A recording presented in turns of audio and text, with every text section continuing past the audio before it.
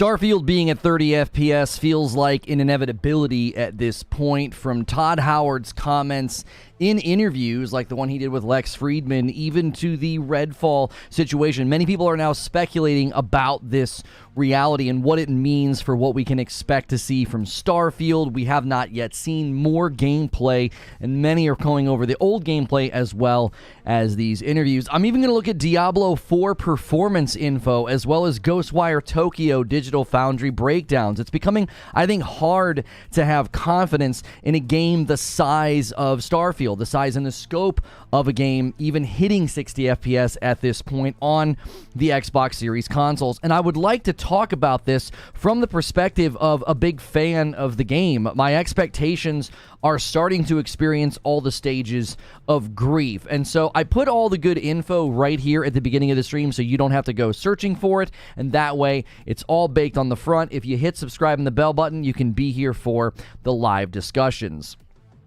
At this point, my expectations for Starfield have gone through some adjustment, with the impending reality of 30 FPS likely becoming a more probable thing. I'm really coming at this as somebody who was really looking forward to this game ever since they showed just how much you could add to the internals of your ship. I had recently rewatched Star Trek The Next Generation, and Starfield looked like it was going to offer me the Captain Picard space RPG fantasy that, you can't really get in another game right now. The closest would be No Man's Sky, but I didn't quite think that it would deliver what I could potentially get from Starfield. I feel it's only fair at this point to adjust my expectations and speak very frankly about how we're probably going to get Starfield in a different way than it finally arrives from what many of us were hoping for or expecting to get. So I want to walk through 4 sections in this video. First, my expectations prior to now. What were my expectations for Starfield up to now?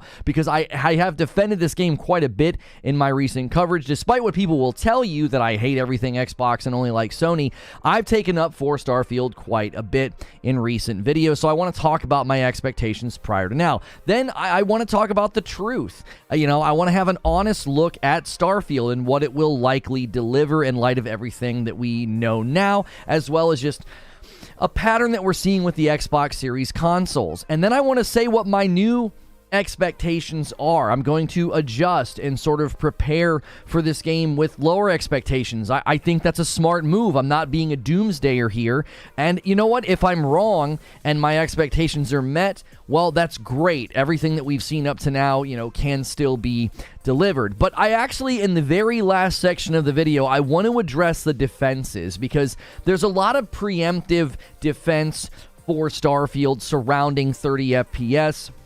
And it's not that big of a deal. I want to address those in this video. So first and foremost, my expectations up to now. I think it's fair to say that I was expecting a next-gen game. I don't know why anybody wouldn't be expecting next-gen games at this point.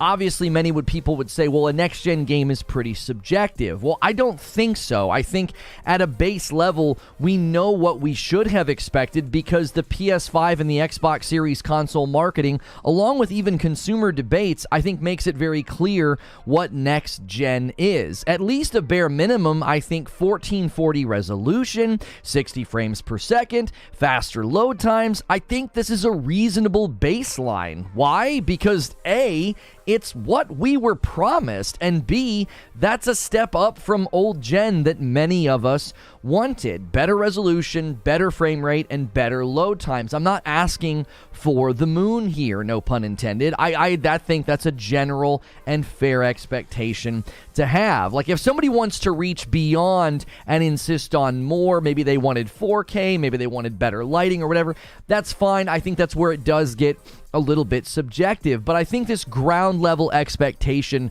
for Starfield is one that is fair to insist upon. I think it's totally fair to say I expected a next gen game, and I think that has to come first. And somebody might say, well, why is that so important? Well, the game's performance is the gateway to enjoying it. Could you really enjoy an intense game with crazy combat, whether it's a first-person shooter and you're using guns, or like melee-based combat in like a Dark Souls or a Ghost of Tsushima? Could you enjoy that if it was running poorly? We all remember games that were struggling with hitches or lag, or like it would mess up in the middle of a pivotal moment. I remember even when I was just trying to play Fortnite for fun with my friends, and there were these hitches and snags that would happen. It ruined the experience. So after all this time of playing games at 60 FPS and higher resolutions, my expectations are sort of baked into the schema of how I experience games. Plague Tale Requiem is a great example. I thought it was a beautiful story, award-winning voice acting and writing, and the performance made it impossible for me to enjoy the game. I really liked the first one. I was really enjoying the second one, but when games of this size and scope and beauty run poorly, it pretty much sullies the entire experience. Performance can create issues with accuracy, but it can also give you headaches. I'm not exaggerating. This is something people experience. If you get headache-inducing frame rates or stutters or random snags, that sort of takes you out of the game. Imagine a horror game where the NPCs were lagging or where the sound glitched. All right? So that I think that would hurt your experience. And the reason that I start with this is because beyond graphics, I didn't just expect a next-gen game. I expected RPG greatness. Skyrim and Fallout 4 are two of the most memorable and lengthy RPGs that I have played. If you ever played these games, you know just how much time you could pour into them. This is where my excitement and even some of my defenses of the game and the NPCs sort of started to take shape. I was like, if you look at this game within the genre that it lands, I actually think it's a very impressive and beautiful game. Because honestly, there aren't very many games with this number of dialogue lines, the different permutations of outcome, like millions upon billions of different playthroughs that could potentially happen because of all the different dialogue options and all the automation that they had to use on the NPCs. I truly believe within the large open world Bethesda style RPG game that this is some of the best looking NPCs that we've gotten to date. Right? I don't think that you're going to see this sort of, oh man, I can't believe they don't look like realistic people or whatever. It's not that kind of game. Here's the thing. None of that matters if the game fails to deliver a minimum next-gen expectation. You can have great depth in your character builds. You can have great depth in what your character can look like and all the different layers of customization and things that you could pour into your own specific RPG experience. But that just really doesn't matter, right? That just does not matter if the game is performing poorly. So, let's talk about the truth. Those were my expectations up to now. Now let's talk about the truth. There are 4 things that I want to highlight in this section, and 2 of them aren't going to make any sense, and I'm going to do my best to make them make sense, all right? First is the, obviously, Redfall 30 FPS situation. Then I want to look at Todd Howard's comments about 30 FPS, and then the 2 things that aren't going to make sense, and I'm going to try to make them make sense for you. Diablo 4 performance differences between the Series X and the S. Yes, Diablo. And then Ghostwire Tokyo Digital Foundry comments. All right, so let's just admit from the start, the first thing that we need to talk about, it's Redfall, right? The Redfall 30 FPS situation, sort of the beginning of the thread pull on this. We're already sort of seeing people be nervous and skeptical about Starfield at 30 FPS, and that was prior to Redfall, debuting its announcement, and now I think people are really bringing that conversation to the forefront, which is why I want to respond to people's defenses at the end of this sort of show open in this monologue, because I really do think some of those defenses are terrible, right? Redfall has brought this to the forefront. The basic logic is, if Redfall is struggling with performance mode, then how much more will Starfield struggle with it? Because Starfield is a significantly bigger and more ambitious games. Yes, you have different teams and you have different engines, but Unreal 4 is the engine that Redfall's built in. It's not really known for FPS problems. Like, I've never really seen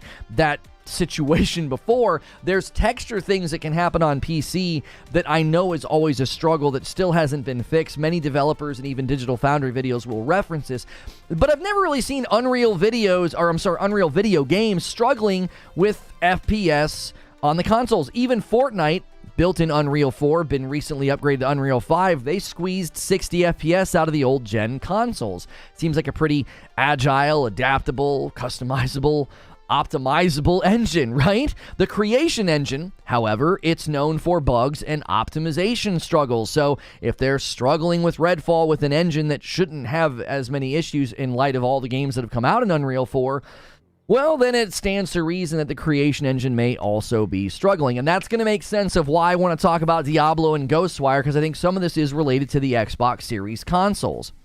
Before we look at that, just consider what Todd Howard said to Lex Friedman in an interview. He said, "We don't have a problem with 30 frames per second as long as it looks really good and the simulation is running and all that stuff." What Todd was doing is he was addressing the freedom that they like to give players, and they will sacrifice fidelity to give you freedom, whether it's, persistent items or lots of different things that you can do in the game that's going to make it difficult to deliver high fidelity graphics or 60 FPS, because they're sort of baking all of that into the world and the environments and all the places that you can go and all the things that you can see and interact with. What this turns into then is a question mark about Starfield. Well, okay, Starfield's really ambitious, really big, lots of freedom. They've talked about the dialogue systems. They've talked about dynamic quest lines.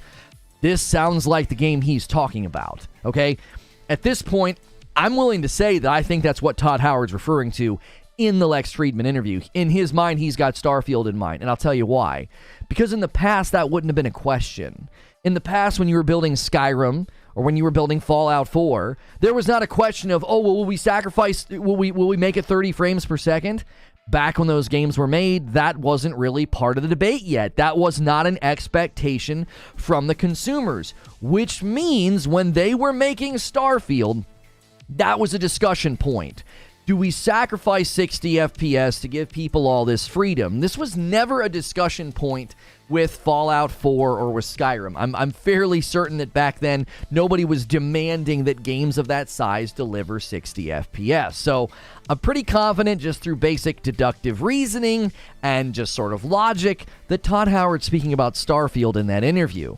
Now, I could see this being an acceptable perspective back in the days where 30 versus 60 was a new debate, but I don't think that was happening given the dev cycles of Skyrim and Fallout 4. Maybe Fallout 76, but that's not really one we're going to point to with respect to not having performance issues or being a good game at launch. He admitted that there was pressure to sell consoles with Starfield, and I got news for you. 30 FPS is not going to be selling your next-gen console. It's not. It's not the headline that Xbox was hoping for. Nobody is running that commercial. Nobody's running that marketing push. Come play Starfield at stunning 30 FPS on the Xbox Series X. That'd be a meme of a commercial. Now, enter stage right, Diablo 4. What in the world does Diablo 4 have to do with this, Lono? I'll tell you. Diablo 4 performance for the Series X and the Series S has been revealed. And I'm pulling this from Windows Central of all places, so I'm not like sniping some rumor. This is from Windows Central, all right? During a podcast, Ferguson confirmed, quote, that Diablo 4 runs at 4K 60 FPS on the Series X and 1080 60 FPS on the Series S. Now, when I first saw this, I celebrated. I was like, 4K 60? That's awesome. Diablo is going to look amazing. Why? I have a PS5. I have a Series X. I'm thinking, okay, I'm going to get 4K 60 on these consoles. I don't know if they've spoken to performance yet on the PS5, but they spoke to the Series X and the Series S. But then somebody's pointed out to me, look at the giant disparity between the Series X and the Series S. This is a top-down ARPG. It has to be brought all the way down to 1080 to achieve 60 FPS on the Series S, and then the Series X is pulling off 4K. Keep in mind, this really indicts the marketing of the Xbox Series consoles. Stop trying to get around this and face the facts. They consistently positioned the Xbox Series X as a 4K console, and the Series S was the 1440 console. And if there could be a game that could pull off that divide, it should be Diablo 4. I mean, ABK's out here pushing for the Microsoft merger. Activision Blizzard is publicly pushing for this merger, so they have a vested interest into making this game run and look as good as possible on the Xbox Series consoles. They have a reason to make this relationship look good, do they not? So even Diablo 4 can't make good on the promise of 4K on the X and 1440 on the S. We're talking about a top-down dungeon crawler that can't pull that off.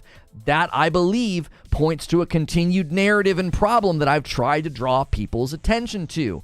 Look at the size and scope of Starfield, okay? How is this game going to run on the Series S if Diablo 4 has to bring everything down to 1080? You cannot ignore this. 1080 is old-gen performance, and they're having to bring down a top-down dungeon crawler to 1080 just to give you 60 FPS. This is an embarrassment. In my opinion, that is not next-gen. They should have not sold the Series S as a next-gen console. It should have been sold as an Xbox One X upgrade, but that might have been tough. Since the Xbox One X has more memory, it would have been confusing for people, all right? Now let's look at Ghostwire Tokyo. A first-party title now, right? According to Digital Foundry, the ray tracing is lower quality on the Xbox. There's more bugs. There's lower resolution. Performance is 5 to 10% lower than the PS5 in the same scenes. And then when they mention the Series S, they kind of laugh, they kind of chuckle, and they say it's a mess, okay? And Digital Foundry was good to point out that after an extra year for Ghostwire Tokyo coming to the Xbox Series consoles, quote, you would expect them to be held to a higher standard as a first-party studio. So here we have another game, a first-party game that's basically another multi-plat next-gen game landing on the Series consoles in a worse state than it runs on the PS5. And they said that the Series S is a mess. I don't know how else to look at this. We have to accept reality. Starfield will likely be 30 FPS, and the Series S is the culprit in my mind. If Diablo 4, a game that should have no problem giving the 4K 1440 divide between the two systems, if it can't do it, if Ghostwire Tokyo, a now first-party title, can't deliver at the very least performance parity with the PS5 and the Series X, then I have little hope for Starfield. And I know everybody's going to say this, so before I jump into my new expectations, everyone's going to say, how is the Series S holding back the X, Lono? If they optimize for the S, it should be able to run better on the X. Well, consider this for just a moment. Companies are having to spend more time squeezing a game onto the S because of the memory bottleneck. And more than likely, it's going to be easier to do what Diablo 4 did. Lower the resolution to the absolute bottom rung of the ladder to squeeze everything you can out of that system. Now, with a game like Ghostwire Tokyo, it might not have been that simple, so they had to do extra work. The Series S is basically the problem child in the room. If you have to spend more time with the problem child, the other students, the other children are going to get ignored. This is a common problem in, classroom settings or even parenting settings. The problem child soaks up all the attention, right? It can be pretty irritating. In this situation, Series S is the problem child. Developers are going to spend an inordinate amount of time making sure the game even can run on the Series S, and then the Series X gets left out in the cold. It doesn't get as much of the optimization treatment. It doesn't get as much of the love. I think that's what's happening. Any third-party company that looks at that divide has to consider the facts. You're going to have to do more work for the console that has less saturation in the market. Who's signing up for that? I don't think anybody will. The ongoing third-party struggles for Xbox are going to continue, and some of their own first-party property is driving other companies away, all right? So, my new expectations. That's enough about the S and the X, right? Everybody's going to call me a pony. My expectations for the RPG elements, the exploration, and the investment have not changed. I'm convinced that this game could be another Skyrim for Bethesda. Unfortunately, I think something happened along the way with development. It's difficult for me to believe that Todd Howard was just completely out of touch when he said that, oh, the merger is just like our original agreement. This isn't about one system. And then Starfield's date was in ink. I don't think Todd Howard was out of touch. I don't think he knew what was coming. I genuinely think when they dotted the lines and signed these contracts with Microsoft, they thought that Starfield was still going to be multi-platform. And then when they suddenly were facing optimization on the Series S, it completely slowed everything down, and that's the real reason for the delay. I'm going to continue to stress that because you go from saying the date is set in ink, you've got this massively ambitious title, and now we're facing down the barrel of a potential 30 FPS launch and a delay that seemingly shouldn't have happened. It's basically been delayed almost an entire extra year from November of 2022 to September of 2023. Now, I've basically just accepted that this game is going to be 30 FPS on console, right? I'm just accepting that. And I've had people question, why did you buy a Series X when you have a PC? Well, first, I don't know if you realize this or not, I'm a content creator, and we tend to try to buy every device on the market because that's what we do. We need all the things. We want to test everything. Second, I just prefer console gaming. It's more convenient in my television room. It's more convenient when I travel.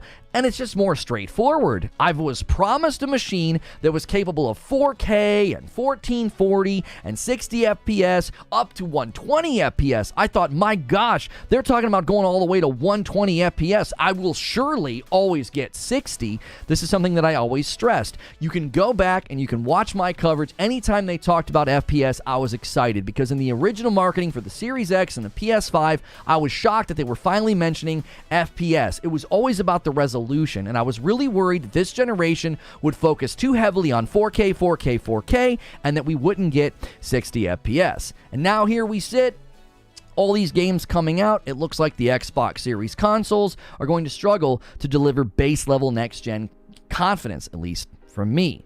I originally pictured myself playing this game for years to come in my living room on my comfortable couch and exploring and just enjoying all the various things that you could do in this game. And maybe I will, but for now, if this game comes out at 30 FPS, I will not spend very much time in it, and I don't think I'm alone in that reality. Once you're used to 30 FPS games and the fact that you bought a really expensive machine to give you 60 FPS games, you're not going to want to go back. Because the beauty of having my expectations lowered in this situation is this. If I'm wrong and this thing's 60 FPS, great. Then awesome. I don't have to worry. I can dive in and do all the things I originally planned. I'm really worried that that's not going to happen, okay? Lastly, let's deal with the defenses, okay? I've got to address some of these things because they're just absolutely insane to me, okay? I want to address these because people are already gearing up. They're already preparing to defend Starfield being at 30 FPS. Starfield is not an FPS, they say, so 30 FPS isn't a big deal. Trying to claim that Starfield is not an FPS, it's not a first-person shooter, first and foremost, stop it. Get help.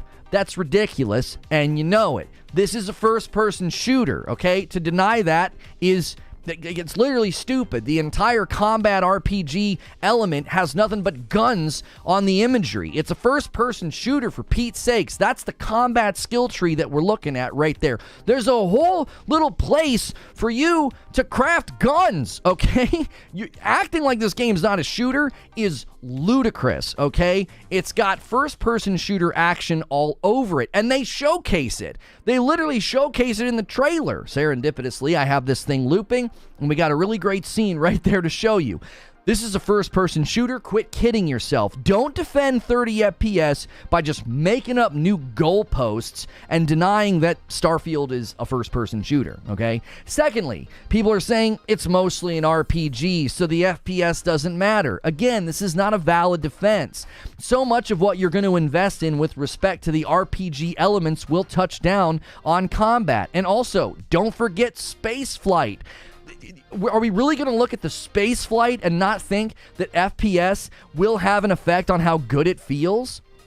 So many gamers are preemptively defending this and forgetting about just how great the space combat looks. And whether it's No Man's Sky or any other spaceflight game, 60 FPS makes a huge difference, okay? Number 3, and this is the one that I know we're going to probably get the most of, given how fast some of these content creators have turned on Arcane Austin because of Redfall. Oh, it's all Arcane's fault. Yeah, make sure and shield Microsoft because, you got to get those invites and the nice treatment. Number 3, it's all Bethesda's fault. They're Bugthesda, after all. Listen, the blame game will seemingly never stop with Xbox titles.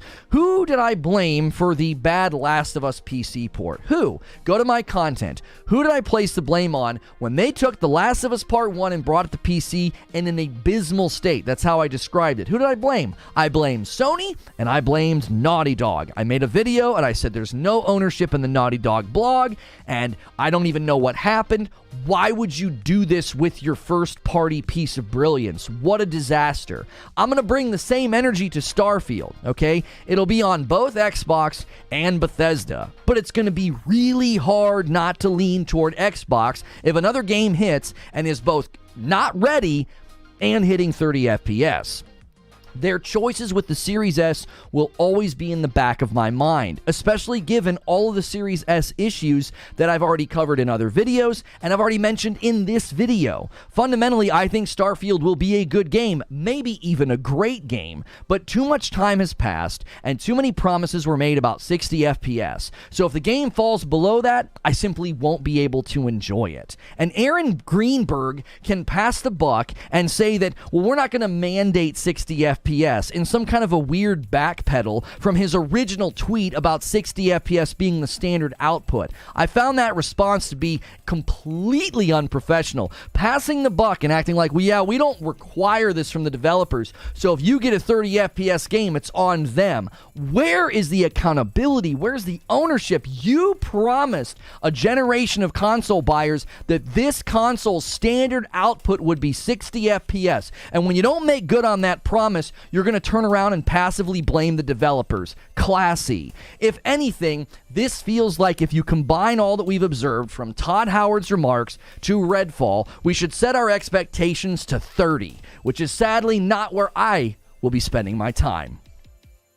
Let me give you my thoughts and my conclusions. Number 1, the closer we get to Starfield, the less confident everybody seems to be about the game's performance. And for a very long time, I've continued to say that that was my primary concern. Performance, the vision, the size, the theme of the game seemed ambitious. It seemed very, very promising. And I think, sadly, those are the reasons why poor performance will keep us from really wanting to dive in extensively with coverage here. Number 2, Starfield at 30 FPS will probably change many minds about Xbox this generation. If another flagship title fails to deliver, many will wonder where the true blame lies, and it will certainly cast Activision Blizzard deal in a whole new light.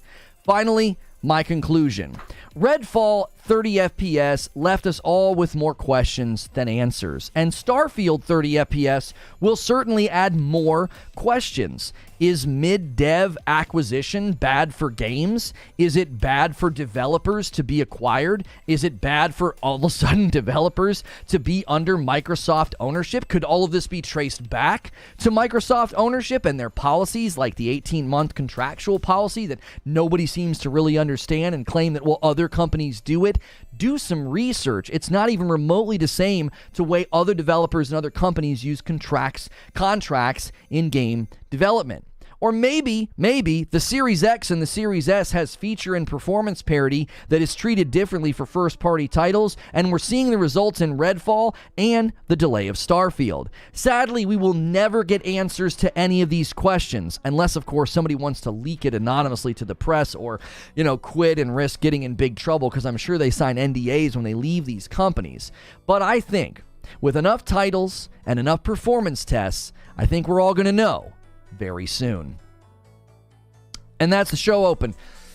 Thank you guys so much for being here. I tried something a little bit different today with the position of my script, and it was a little, I felt distracted, but I feel like it felt better. I was able to read the script a little bit more accurately. Thank you guys for 200 likes already. Thank you for an incredible turnout already. Just so many people here. Let me move the chat over here. I can now see chat. I can now talk to y'all, and I'm just continually, basically, at this point, I'm just accepting that I'm not going to get a 60 FPS game, because then if I do, I'll be very happy. If I do, I will be very, very happy, right? Make sure you guys are smashing a like button. We already have 300 likes. Let's get our first coffee order going for the day. Let's get the member goal going over here. We don't need to have that saying YouTube goal anymore, since we're not competing between YouTube and Kick. We'll just put member goal. Let's put member goal over there. So thank you guys so much for being here and supporting the show. We had a bunch of members yesterday. We had a great day yesterday. Thank you for all the support, all the subscribers. No Man's Sky will be nothing like Starfield. Yeah, the comparisons to No Man's Sky, as I said in the show open, I was like, I can't look to No Man's Sky to give me the Captain Picard Star Trek level fantasy. What's good, Melrose, Mike, and Paul, and Invito? Yeah, we got people over there trying to do the whole cross. Yeah, thank you, Paul, for telling him not to do that. He probably didn't even stay long enough to see what you said. Microsoft is clearly for casual gamers. Hope is the first step on the path to disappointment. JC says, yes, based on the scale of Starfield, I'm not expecting 60 FPS, but I do hope they add in performance modes. What would you expect from a performance mode, though? What would you expect from a performance mode? Like, if you're not expecting 60 FPS, JC, what would you expect? Got in the mail, thanks. Good coffee. Thank you, Jake Lightning, man. We're having a huge coffee sale, guys. Make sure you cash in on that, especially if you're a member. You can get a buy two, get one free code in our Discord, so get in there. What I'm hearing is that the new Xbox rallying cry is lower your expectations. I didn't intend for this stream to be... This is not meant to be like a negative hit piece. I am literally saying, listen, I'm setting my expectations down, man. And that way, I won't be disappointed. I'll be probably pleasantly surprised if they can pull off 60 FPS. Yeah, okay. So Guapzilla is telling me 60 FPS on PC. I don't want to play on PC. I didn't buy a Series X to have to retreat to PC like an Alamo. Guy Smiley says, I really thought Xbox was going to turn the corner this gen. Proof that rich execs aren't any smarter than the average Joe and usually dumber. Buffalo over on Kick says 30 is the new 60 and 60 is the new 30, right? Eugene says, the sad thing is the X is more than capable. It's solely about upholding a standard. I'm telling you that's what it is. It's the Series S, right? Jez had an entire article basically around lowering expectations. What I find remarkable about what Jez has been saying, okay, this isn't like me calling him out. He is attempting to say similar things, like let's lower expectations. And he sort of said that Microsoft and Xbox have not managed expectations very well. I feel like that's a massive understatement. They didn't just not manage expectations well, they set like bad expectations. You can't walk out and say 4K, 60, up to 120, 1440. You can't say all that and then be like, well, they just didn't manage expectations very well. What are you talking about? They literally said things that aren't going to happen. You know?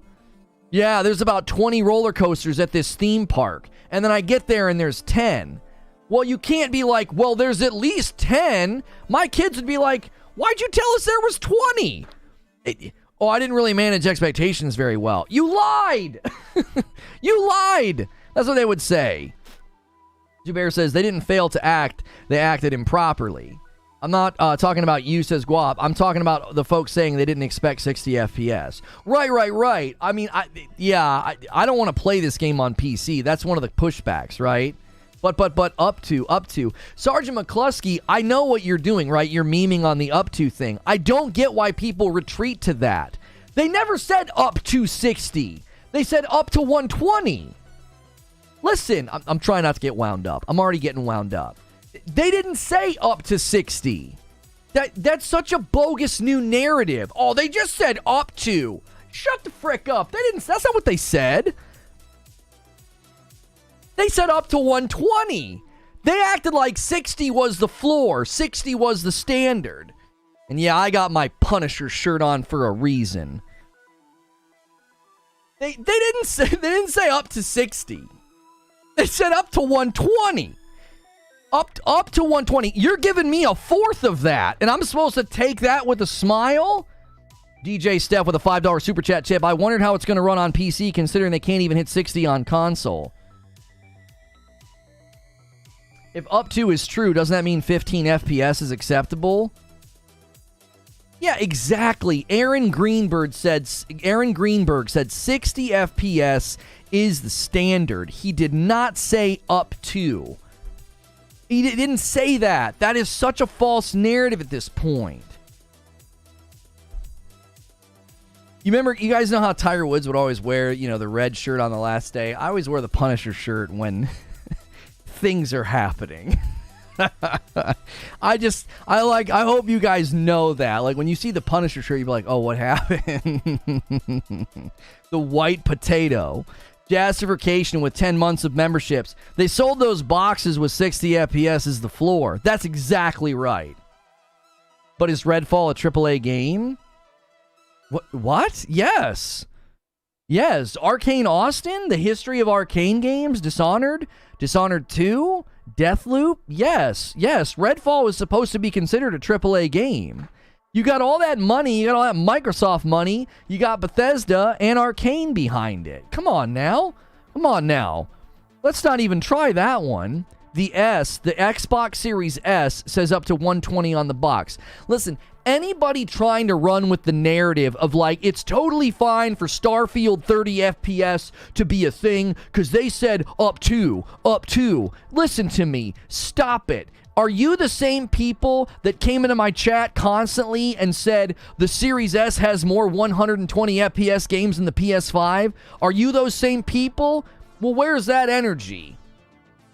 Where is it? Well, they boosted the FPS on a bunch of old games up to 120, and we're going to use that as a dunk on the PS5 because, I don't know, some YouTuber somewhere probably said that because it's a weird stat to cherry pick, as if anybody gives a frick about that. You know what I wanted, guys? When I bought my PS5, I was really hoping I could play decades-old games at 120. That's why I dropped $500 on a PS5. I went to the store, and I said, please, Mr. Salesman, do you have anything here that can play really, really old games that nobody cares about at higher frames per second? Please, oh please, tell me you have a solution. And he said, oh buddy, do I have the thing for you. The Xbox Series S can play more games at 120 frames per second than the PS5, and it's less money. It's contrary to reason and all logic, but it's right here in this box. What the frick? That was never a reason to buy a next-gen console. And now, instead of highlighting all these old games at 120, now we're talking about, up to. Just rename it the Xbox Series up to while you're at it. Shiny red flag with 2 months of memberships. I feel punished for owning a Series X. Everybody should feel punished this morning. How do you even know? How do you even know with the first member of the day? Guys, it's been a really long time since the first member was a non-gifted. That's a brand new member. He hit join. Let's see some more people hit the join button, hit the $sign at the bottom of the chat. Listen, I'm bringing the heat because I'm tired of this. You should not be accepting this and trying to act like this was what was promised. Dude, take a dadgum walk, bro. Take a walk. I'm trying to read chat. 60 FPS is going to be encouraged standard for the Xbox Series X games up to 120. Yeah, but where do you see that though, Smashville? Where do you see that happening? Well, that's a pretty large spectrum. That's not surprising at all that Dead Island 2 is landing in the 70s. A 7 out of 10 game, I would say that's probably great for people that were looking forward to it. And then everybody else was like, I've played this game before. It's not a big deal. I just lolled so hard, the Xbox Series up to. Yeah, just name it the up to. Yeah, up to. Am I ever going to get up to that? What? True SSJ Havoc with 7 months. 7 months already, crazy. Also, did you see the Ghostwire Tokyo running worse than PS5 whole year later? Yeah, we covered that in the opening. Yeah. Yes! Another new member. Oh, come on. Can we, if we hit 25 members without gifteds, that would be an achievement. That would be an achievement. Henry Heck has hit the join button. Brand new member. Enjoy the badge. Enjoy the emotes. You get access to my members-only Discord. We're doing a big buy two, get one free on the coffee just for members, and the code is in the Discord. Cash in on that. And people in chat can tell you how good the coffee is. We shouldn't be selling it for the price we are, but we're clearing through that holiday blend because it's April. Coral Reefer with a $5 super chat tip. Add the option into the game for high performance with reduced graphics or high graphics for the Series X users. Both get 60 FPS simple. Listen, Coral, thank you for the $5 tip. I got bad news for you. Number one, it's not that simple. Number two, they're not going to do that. They're not going to do that. Like, that's not... If it were that simple, they would simply do that, and they aren't. I would love for them to be able to do that. But I don't think they can just go in and be like, yeah, here's less graphics. Prinab over on Kick says, Digital Foundry released a video 20 minutes ago on Ghostwire. Yeah, they were talking about it, I guess, in a podcast, and some of the clips started circulating, right? Paul says that Redfall is AAA, high-budget, high-profile game that are typically produced and distributed by large, well-known publishers. Yes, it's AAA. Thank you. More like AAA lame. More like triple lame. Screen most powerful console for years. Even the S was better than the PS5. Now it's just, well, they never said it was guaranteed to be over 30. Jay Conklin with the body. Jay Conklin with the body. That's exactly right. True Witty coming in. Third member of the day. Let's keep this going. Come on. We got a member train. You don't see member trains on YouTube, but you see them here. Bring it. Keep pushing the join button. Keep pushing the $ button. Let's see it. I want to see this walk all the way 25 or we shut the show down. I'm just kidding. I won't do that. I'm getting excited. Listen, Jay Conklin with the body. It's such a good body. I got to read it twice. I got to read it twice. They screamed most powerful console for years, even that the S was better than the PS5. Now it's, well, they never said guaranteed to be over 30. That's exactly right. Everybody wants to act like this is somehow what we were supposed to expect. It's not even an Xbox versus PlayStation thing anymore. I bought a Series X, and this is what I've heard for the last 2 years. Where is it?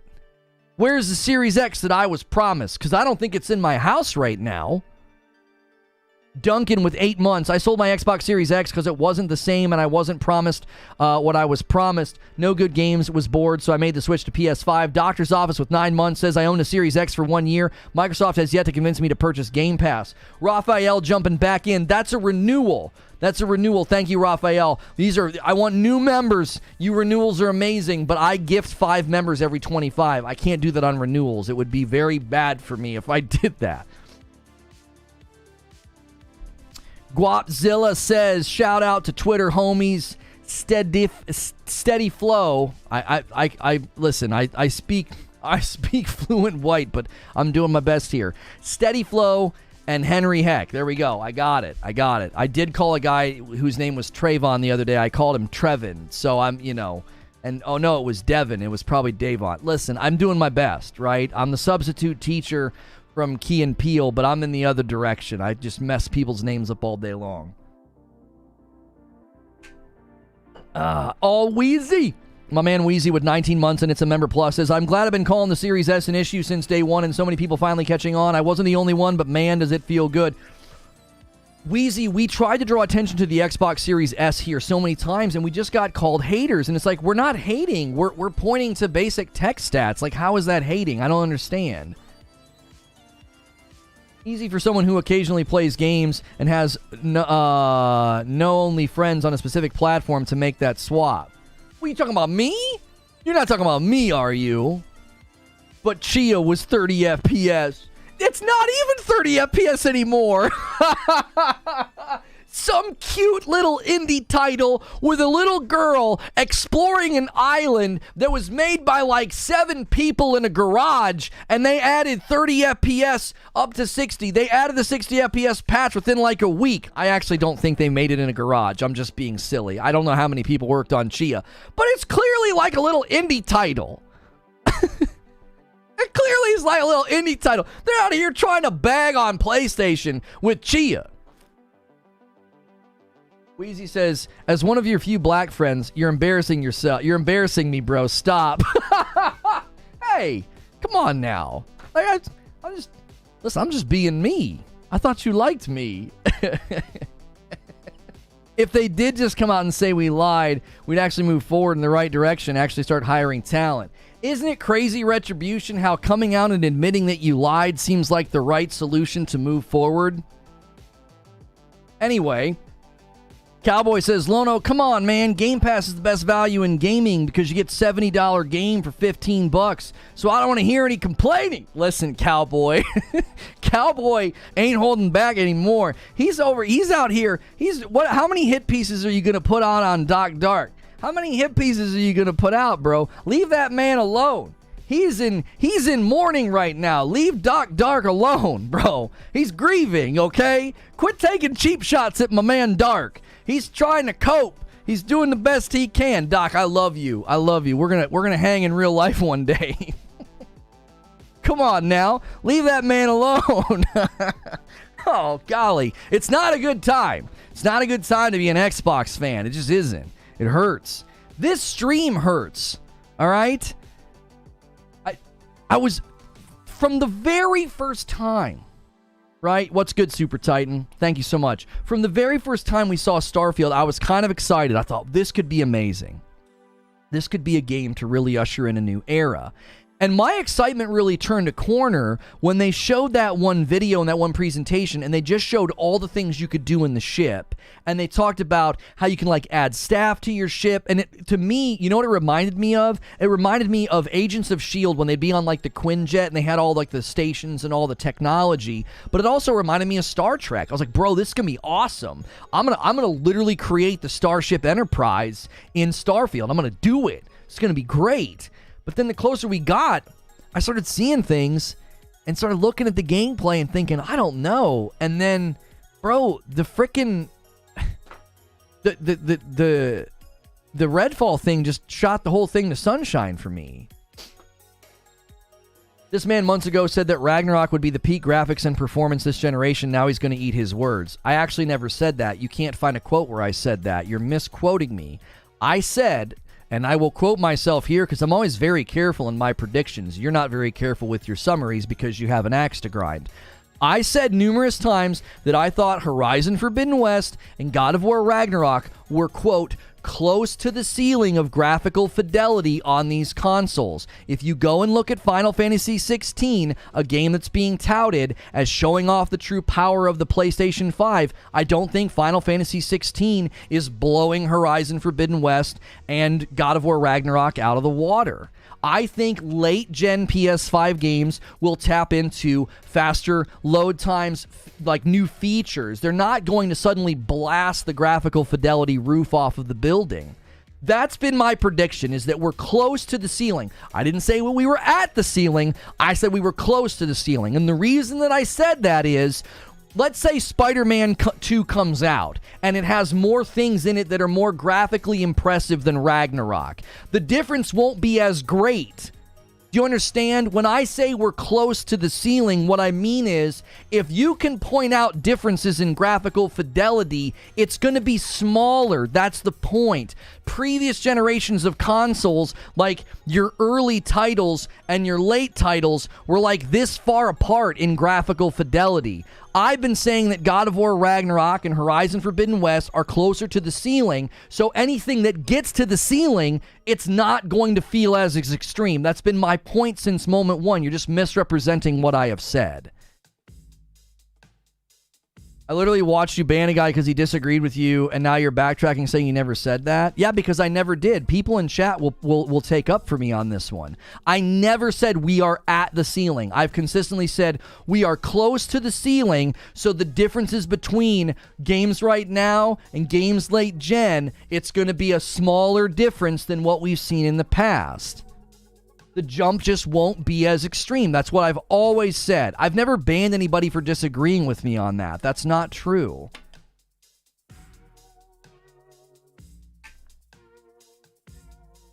Ponies, tell me what's going to be better on PlayStation than Starfield? I don't know. Any game that comes out? I'm just kidding. I actually, listen, if they can pull off 60 FPS, I believe that Starfield can be one of the best games this year. When Spider-Man implements rifting along with web slinging, they'll understand. And that, to me, Eugene, will be the feature. That will not be the graphical fidelity. I was always focused on graphical fidelity. If you ask me, Callisto Protocol looks better than God of War Ragnarok and Horizon Forbidden West. Fight me. It's a different art style, cowboy. I will readily admit that Callisto Protocol broke barriers with respect to realistic-looking people. I will readily admit that. It's a garbage game. But the way their faces looked and the sweat, but that's a different art style, homie. You can't look... If we're always going to use Callisto as the measure, then no game measures up that doesn't go for photorealism. I saw people trying to do that with Final Fantasy 16. It's an art style thing. It's an art style thing. Not every game's going to look like that, especially games that do automation. I was trying to explain automation to people who look at Starfield and think that the NPCs look glassy-eyed and dead and mannequin-esque. It's like, come on, bro. This is an automated game. The number of NPCs, the number of dialogue lines, the NPCs are not going to look like the faces that you see in a Callisto. They're not even going to look like the faces that you see in Horizon Forbidden West or God of War Ragnarok. It's a different approach to game design. You banned one of his alts because he keeps asking you to read those reports about the oversight committee. Oh, is that him? Is he brought that up again? If Antichrist brought that up again, no, I don't see him saying that. Horizon Forbidden West was underrated. I thought it deserved a lot more love. I'd love a 60 FPS Starfield, but let's be real. They're not doing anything in the gameplay department that we haven't done before. That's the real question. Isn't it? Isn't it? Are you seeing anything in this game that shouldn't be able to do 60 FPS on the Series X? Do you see anything? I don't see anything.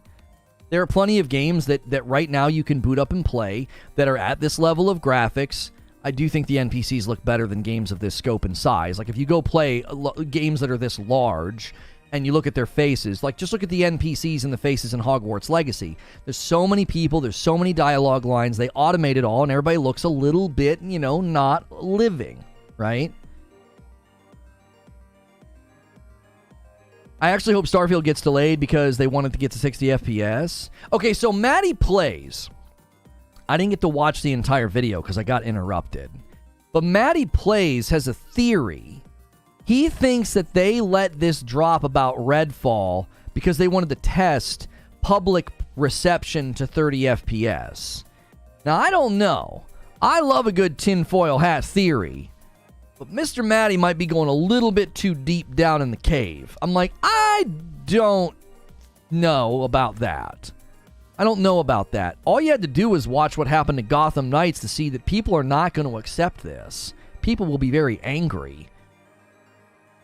Like Gotham Knights wasn't even a console mover. It wasn't even a console exclusive title, and people lost their dadgum minds, as they should, because the developers tried to hide it. The developers tried to actively hide that the game was only 30 FPS.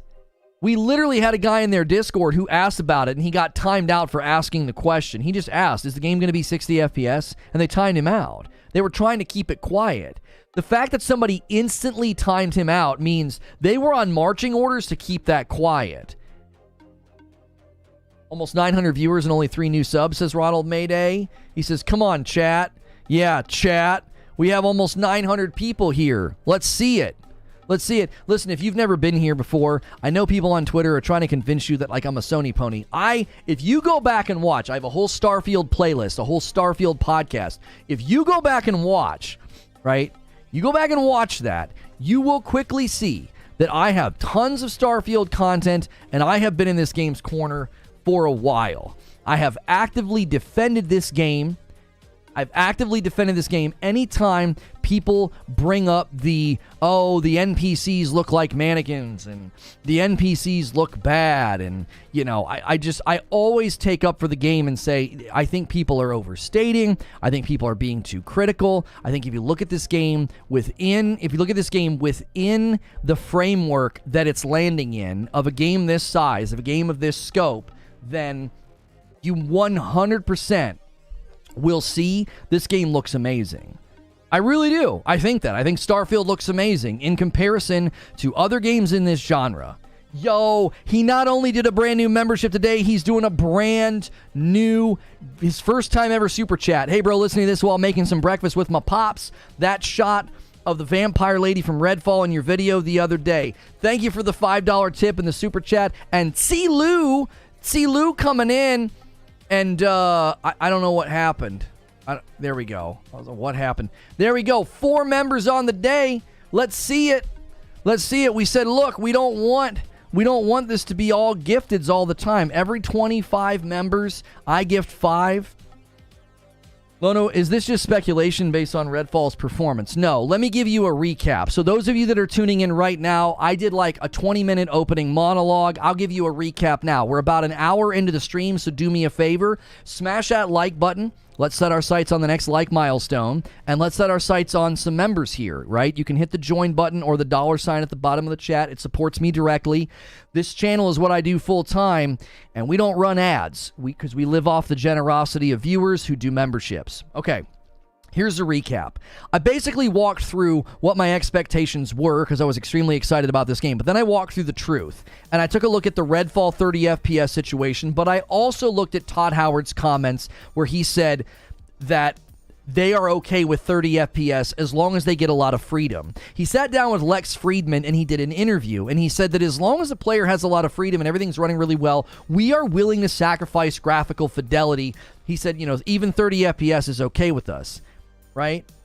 Now, keep in mind, if you think about this for just a second, the only reason for him to bring up the fact that they're okay with sacrificing fidelity in 60 FPS if they give the player a lot of freedom, I don't think he was talking about Skyrim, and I don't think he was talking about Fallout 4. The only game he could possibly have in his mind is Starfield. What other game could Todd Howard have in his brain where they were having a discussion about sacrificing fidelity and sacrificing 60 FPS for lots of freedom? There's no way he was talking about Skyrim. It's too old. There's no way he was talking about Fallout 4. It's too old. Those were not front burner discussions back then. He has to be talking about Starfield when he says that. Right? So I talked about that. So we talked about Redfall. We talked about Todd Howard. Now, this is when it gets a little confusing. I talked about Diablo 4's performance information that we have now about the Series X and the Series S. And I talked about the Digital Foundry commentary on Ghostwire Tokyo. Because I'm making the case that the Series S is the problem. Like, look at this game and tell me that you didn't want to be out in outer space right there, and you didn't want to be seeing this at 60 FPS. Not Todd Howard. We all know he's handsome and has great jackets. I'm talking about the outer space shot. Come on, Todd. He did say traditionally. I know he said traditionally. But what on earth? What do you think's in his mind? You think he's thinking about Skyrim and Redfall? They need to release Fallout 4 PS5 upgrade already. Eugene said something, and JC said something. Eugene says, I don't care if it's a Bethesda RPG, 30 FPS with shooting is terrible, aiming isn't smooth, inputs are dropped, all sorts of things are just bad at 30 FPS in a shooter. JC says, the scale of Starfield is insane, though. Important to note how Bethesda games typically work. Not usually known for their fidelity, but the amount of content. Yeah, I know that, JC. I know that. But in the realm of 60 FPS, that's the question. What game was he thinking about when he made those remarks? What game could he possibly have been thinking about? He was thinking of Starfield. Microsoft declares 60 FPS standard on Xbox Series X, but not guaranteed. Is that a new article, Smashville? We should easily have 400 likes. All right, if you guys want to start gifting members, first of all, can we get 30 more likes on the video? There's like almost 900 people here, man. Take the time, minimize chat, hit that thumbs up button. It helps the video out, right? Right here, you guys can start gifting members. I was asking for people to join on their own. We almost got to 5, which is an amazing number. Every 25 and I gift 5.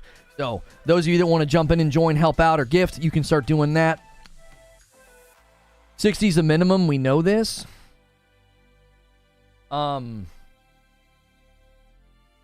He said historically, but let's see. Everything is better at 60 FPS, says Eugene. Your movement's better. Enemy AI is better and more responsive to you. Your shooting feels better. Literally everything is better. Skyrim was brought over from 2 generations ago. He's always thinking about it. Yes, but he was talking specifically in the Lex Friedman interview. The Todd Howard interview was specifically at that moment was about giving people freedom in the game and what they're willing to sacrifice to give it. You know what I'm saying?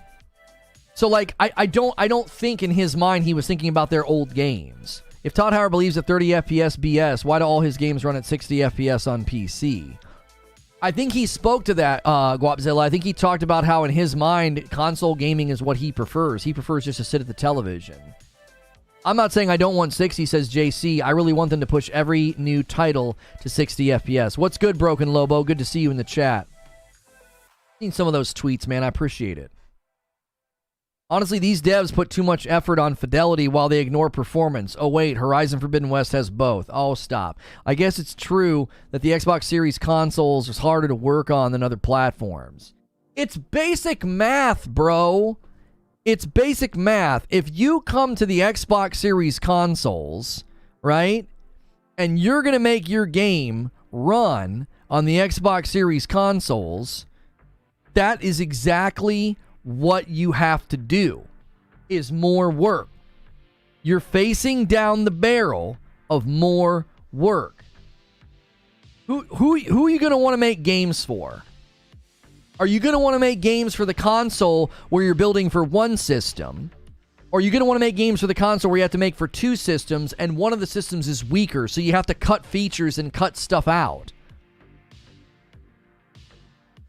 No doubt, my guy Guap in the building too. Militantly intelligent. That's right. 2 consoles is more than 1 console. Right. You have to develop and optimize for 2 consoles. You do.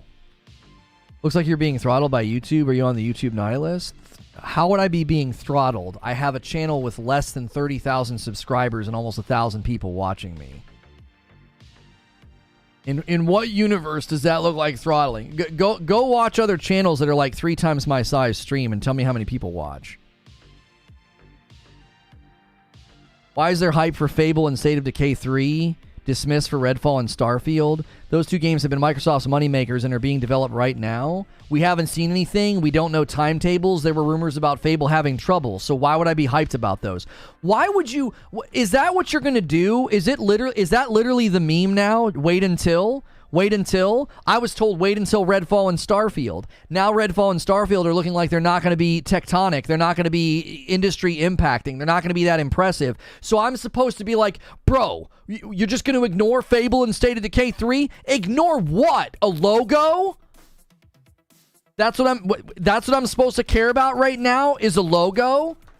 Guys, who cares about Redfall and Starfield? We have a Fable logo. What? Who cares about all these games, bro? They mentioned Everwild. Who cares about all this? What do you mean? We don't even have gameplay. We have announcements.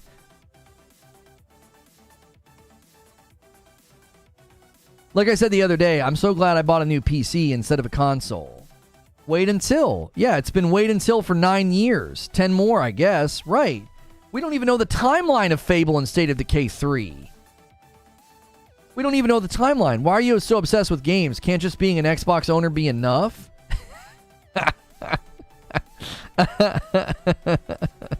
Oh my gosh. Oh. Wait until Diablo 6. Yeah, I guess. I assume we're discussing games not being developed for PS4 and Xbox One. Otherwise, it wouldn't matter because the Series S would just use PS4, Xbox One version. What? No. That's not true, Salty Butta. There's literally, I can't think of the game off the top of my head, but there were games on the Xbox One X that could do and run things better than the Xbox Series S because the One X has more memory. Well, nobody's gifting, so people are just going to jump in on their own. You love to see it. Look at this. Member number 5. Not a single gifted yet today. Jeff P. jumping in as a brand new member. Get your badge, get your emotes, and get into our members-only Discord. Guys, right now, try to join faster than people gift, all right? I want to see people doing this without gifteds today. That will be an achievement. That will be an achievement. YouTube just doesn't do the membership join thing. Like, right? You're like, this isn't Twitch. Listen, we can. We can foster our own path here. Perfect Dark's never coming. Just wait. Yeah, apparently. I need Hellblade 2 as I haven't touched my Series S since Halo came out. Not interested in Redfall or Starfield, hoping Fable turns out okay. Listen, I'm telling you right now, this is going to sound really weird to say. Starfield, in my mind, is tethered to Hellblade. It's tethered to Hellblade. Yeah, Guy Smiley. Let's do it. Let's do it. Come on. An actual new member train. Not gifteds. A new member train. Welcome in, Guy Smiley. Another brand new membership taking us to 6. Enjoy the dope badge and emotes. You are dope and deserve dope stuff. Listen, Starfield is tethered to Hellblade 2 in my mind, because if Starfield comes out and is another game that seemingly just struggles and we don't know why, I'm going to have to come to a resolved and settled conclusion. The Series S is hurting first-party titles. Yo, Do Devas is renewing and hitting a 16-month milestone. Welcome back, Do Devas. Someone asked me yesterday, why is Redfall such a big deal? I had to explain to them that Redfall is the first Xbox exclusive of 2023, so all eyes are on it. Well, don't forget about Hi-Fi Rush, but Hi-Fi Rush wasn't really meant to show off next-gen capabilities, but Hi-Fi Rush was their first-party title of the year. Do Devas with a $10 super chat tip.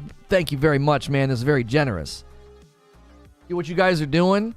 Folks are holding off. They're not gifting. They're doing super chats instead. They're letting members take care of it on their own. They're letting people join on their own. Yo, it's good, Vapor. I really can't understand how people didn't realize the S console, cheaper and readily available, wasn't going to be subpar. Why the confusion? Listen, Mr. Critic, that's not the confusion. That isn't the confusion. The confusion is not, I can't believe I'm getting inferior performance on the S. There's two things that are going on. Two. Number one, they acted as if the Series S was going to be the 1440 console. That's how they marketed it.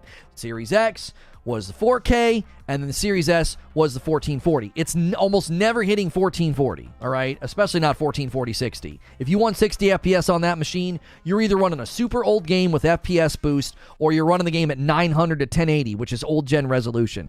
Gabriella Sunrise gifts a member and takes us to 7. You see that? You see that? We're having a little competition. We've got 6 new members and 1 gifted. It's a little competition. Super Gaming hits a 7-month milestone as a member. What if you can't find Fable and Starfield as it's light years away? Yeah, like you can't look at Fable. Fable might not even come out for 3 or 4 years.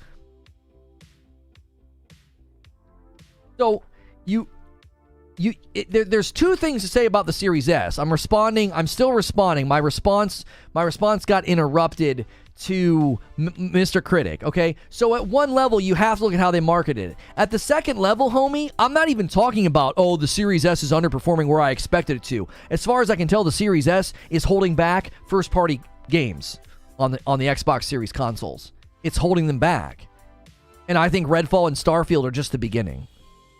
Jose Reyes with a $2 super chat tip. What if Starfield's less than stellar? Was that meant to be a pun? It won't be subpar. It'll be substar. I I'm shutting the stream down. That was such a bad joke. Good night, everybody. I'm kidding. Everyone knows a game can't show a logo until they're at least 99% done. Yeah, that's the rules. That's the rules. You can't show the logo until, listen, it's possible. It's really, really possible that over the next couple of months, people will start to see maybe Reforge Gaming, maybe Lono really wasn't hating on Xbox. Maybe he was actually concerned about his Series X and the games that he was getting on it. Like, I don't know, Starfield and Hellblade 2, the sequel to my all-time favorite game. Maybe, just maybe, I'm an actual invested consumer. Maybe. Because if I'm right in all my predictions about the Series S being a self-made Trojan horse and dragging games under the ocean and making them bad, then that means Starfield's under threat and Hellblade 2's under threat. Those are two games this generation that I was really looking forward to. So you're going to see, I'm telling you, you're going to see, you're like, oh my gosh, my man tried to warn us. I had guys come back to my Gotham Knights coverage, my Gotham Knights shorts, and they're like, this man tried to warn us and we spit in his face. This man tried to warn us that Gotham Knights was a mobile game in disguise and we spit in his face. If Starfield had 60 FPS, they would have already mentioned it. Taking into account what has been going on, they need some kind of a win. Here's the thing, Veeder. I kind of expect that, okay? I kind of expect that for people to think that. But do you honestly think that Bethesda can walk out and passively dog Redfall right now? That would not work. Hey, I know you guys are worried about that little pile of over there. Well, we're going to be at 60 FPS. They can't do that. They can't. Fake outrage. What happens if Microsoft wins this generation? You're going to look dumb. How am I going to look dumb? Are you new to YouTube? So if Xbox starts to win and I get to make like, hey, I was wrong, Starfield's amazing, hey, I was wrong, the Series S is actually a powerhouse and these 18 different developers were all wrong. If that actually happens, well then I'll just make a I was wrong video. A $5 tip from Geek to Sneak. I thought game streaming was supposed to be the answer for the weaker Xbox consoles. Thank you for the $5 super chat. Like, if by some miracle, like all these developers are wrong, and the Series S is not a problem, then I guess I'll make an I was wrong video, and everybody will come piling in, and be like, yeah, you were wrong, pony, and I'll be like, yeah, I'm sitting here playing Starfield and it's awesome. Like, I'm not gonna care. I'm not gonna care. I think Quick Resume is holding back Xbox. Yo, what's good, F the Cat? Why are people saying that, though? Why are people saying that they think that Quick Resume is the problem? What is that based off? That's like the 10th time I've seen that this week. You don't get haptic support on PC? Yes, you do. They just have to put it into the game. There is haptic support on PC. You just need a DualSense controller and you plug it in. And if the game has it, you will get haptic feedback. That's been added. It was added to. There was a shooter game that it was added to. It's in Returnal. Quick Resume don't work. I used Quick Resume just the other day. Yo, Jeff P with the brand new membership today. And he's like, I'll do you one better. I'll gift a member. He takes us to 8 members on the day and it goes to Bradley. Welcome back in, Bradley. Bradley's here all the time. I told you so, get good metrics too. Yeah, I win either way, bro. I win either way. If I'm right, I get to take a victory lap, which... My legs are tired from the number of victory laps I've been taking recently. Am I right? But if I'm not taking victory laps, I can just say, hey, I was wrong about this. I did that just the other day. I was like, wait, was I wrong about the PS5? Like, are we really about to enter the next stage of the PS5? Was I wrong? And people piled in the door because it's fun. See, what you don't realize is it's fun to make informed predictions. It's fun. I don't have a good batting average because I'm really lucky and like rub a rabbit's foot before I make a prediction. I make informed predictions. That's why my batting average in predictions, I didn't earn the nickname Lono Stradamus because I like consult a crystal ball off stream or something, like sold my soul to the devil. Be like, yeah, tell me what's going on in the gaming world. It's because I just watch, listen, and make predictions. That's it. And then if I end up being wrong, it's no big deal. It's like, I was wrong about that. Well, let's move on. Like, I don't take some weird sense of identity or personal value out of being like, well, if I'm not right all the time, gotta delete my channel. Like, what the frick? I've been doing this for way too long to think that, like, juvenile or immature about things. It's okay to be wrong. It's okay to be wrong. See, that's the problem. Everybody's threatened by being wrong, and they think that I feel the same way. Like, it's going to cause me to... No, I don't care. It's easy to admit you're wrong. It's liberating. Why hold on to a false narrative? Why hold on to a false narrative? It'll just drag you down and kill you. Nashville with a $5 super chat tip. Hey, Lono, remember that time you only played Xbox games? Me neither. I just watched. You never played Tunic, which was only on Xbox then. I'm not sure what you mean. I played Tunic off stream. Matt Johnson renewed his membership. Welcome back, Matt. Eugene says, explain the world in which Xbox wins. What does that look like? What has to take place? Do you fully understand the current state of the console market? So please explain how Xbox wins. Yeah, I would love for that to be quantified. GNS with 10 months of memberships. If Starfield fails to perform, do you think people will walk away from Xbox? Yes. Yes. If Starfield delivers a bad game, if it performs poorly, if it's 30 FPS, yes, people will abandon. They will walk away. They'll say that's enough. Oh, it was sarcasm. Okay, Smashville. Yo, Lester coming in with a $2 super chat tip. Some Xbox gamers got tissues. Yeah, they got tissues, and they also got issues.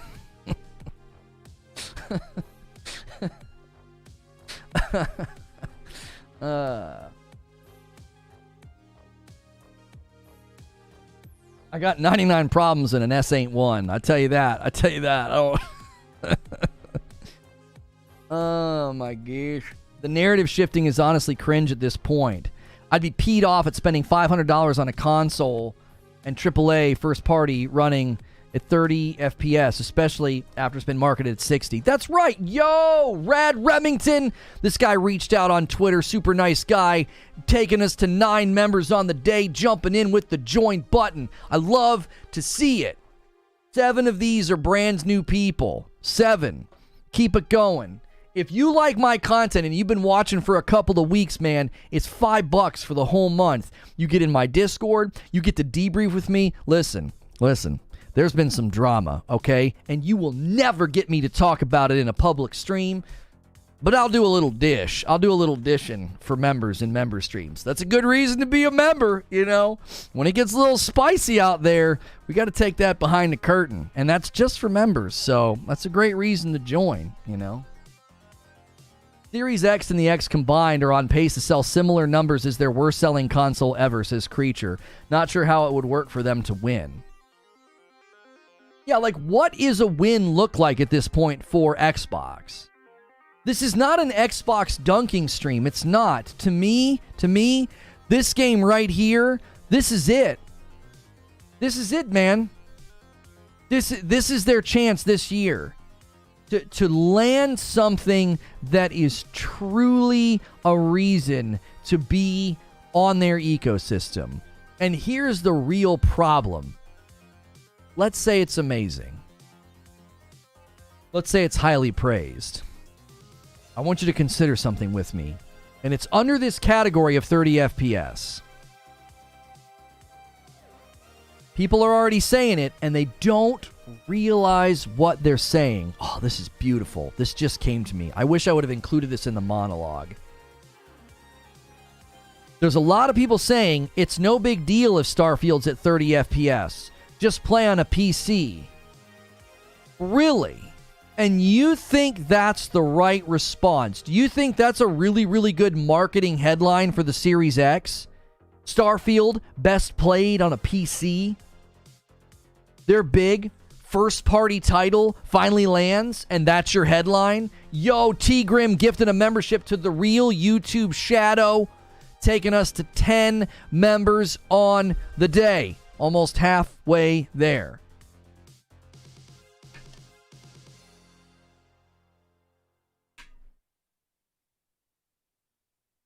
Like, is that the headline that you want? Is that the headline that you want? Dude, Xbox played on PC. Do you see what I'm saying? Do you see what I'm saying? Think about that. Think about the optics on Starfield finally landing. And if you want a 60 FPS performance experience, you got to go play on PC. Don't you see how disastrous this is? It's not. Everybody's trying to couch this as entitled streamers, or, well, they only said up to, or it's not that big of a deal, or, well, we played 30 FPS games on our old gen consoles. What the frick? Are you even listening to yourself? Are you even listening to yourself? Yeah, it's totally fine that I bought a $500 piece of plastic that was supposed to give me next-gen performance, but I got this performance on the old gen, which means it's okay for me to get it again. What in the frick? And if that's the headline, Starfield best played on a PC? If you want 60 FPS, you got to play Starfield on a PC. If the Xbox version of Starfield doesn't land and Final Fantasy 16 and Spider-Man are bangers, it's definitely over. Yeah, no one's even going to question anymore. They're going to be like, yeah, this is over, bro. That's self-sabotage, although Xbox is no stranger to that. Who's going to run out and buy an Xbox Series console if they read that headline? I enjoy this channel even though I can't be a bit much, even though I can be a bit much at times. It's more like you YouTubers are trying to get people to agree with you on a bunch of lies and speculations. Watch this not be posted? What? Do you honestly think your little side swipes and your little smarmy comments are like a threat to me? Do you honestly think that? You're a choir boy to me. You're literally an NPC. You're just saying things to try to get a rise in a reaction. You're not saying anything of substance, homie. It's clear to me that we're going to get a 30 FPS Starfield. Let's discuss what that means. Let's entertain all the people who are preemptively defending it, because I think that's a discussion worth having. Let's entertain what this means within this console's generation. What's this mean within the console's optics of where should you buy next-gen titles? Where should you play next-gen Xbox titles? Apparently, from what everybody's saying on Twitter, I should just play it on PC. I was mocked on Twitter because I bought a Series X. You have a PC, what'd you buy a Series X for? Did you read what you just said?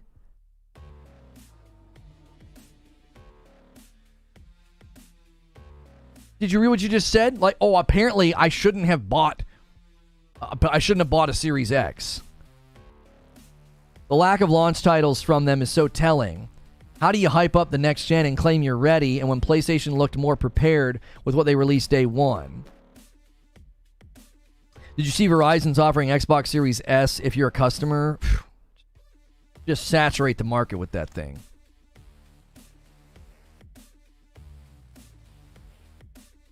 They straight up lied about 60 FPS. With that said, the difference between 60 and 30 just isn't a big deal personally, but people that care have a right to be mad.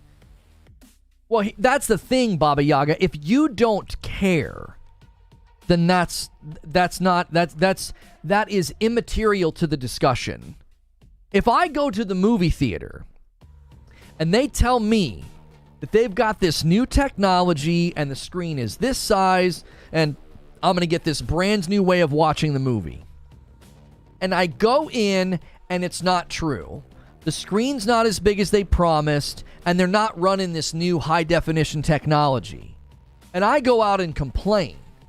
And the manager's response is, well, nobody seems to really care, or most people don't really notice. That's completely immaterial. That doesn't matter. You said that this was what I was going to get, and I didn't get it. I have every right to say, I would like my money back. And that's what we're standing on the precipice of. We're standing on the precipice of people trying to hand wave and be like, well, 30 FPS isn't that big of a deal. It doesn't really matter to me. I know that's not what you're saying, Baba Yaga, but plenty of people say that. And it's like, that is immaterial to the discussion. It doesn't matter. That's, as Zubair says, that's neither here nor there. Eugene says, big deal. Double the frames, double the input timing, double the refresh, double the images. What was that? What was that gum that they always put twins in their commercials? Coincidentally, they were green. Reforge saying the truth again. Seriously, listen to what people are saying. They sound like crazy people in an insane asylum. It's like they're in the straitjacket and they're just rocking back and forth. And they're like, it's fine.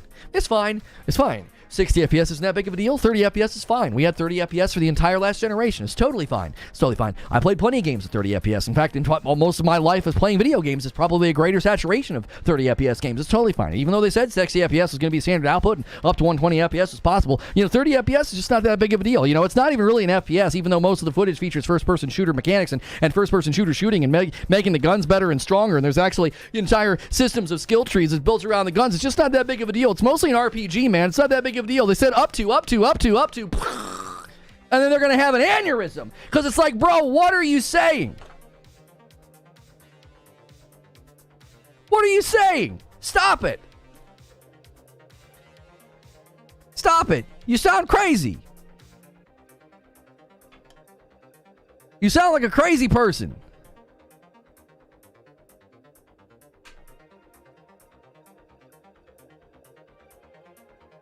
Would rather a frame rate drop from 60 or 30 because frame rates will happen.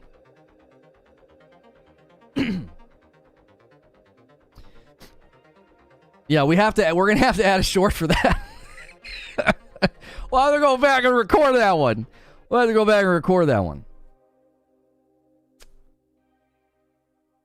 You think that's why you can't pre-order Starfield on Xbox, so people can't refund the game? Pre-order, they're waiting to show the game? I mean,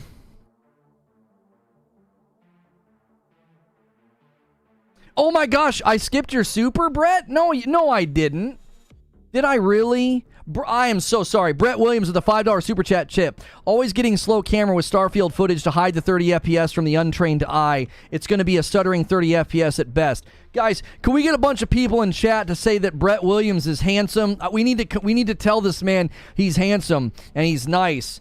And he has a good beard. Brett Williams with a $5 super chat tip. I am so sorry that I missed that, bro. I was full on rant and I missed it. And you're a handsome and generous man. Let's make this dude feel good. I feel really bad about that. I hate when I miss super chats. You know what I wish I had to do? I wish I had to push a button to clear them. So I'd be like, hey, thanks so-and-so for the super chat. And I could press a button to clear it so that I know. Because my mind reads it and I do this. I'll be like, oh, I'll get to that in a second. Let me finish making my point. And then chat pushes it out and then I forget.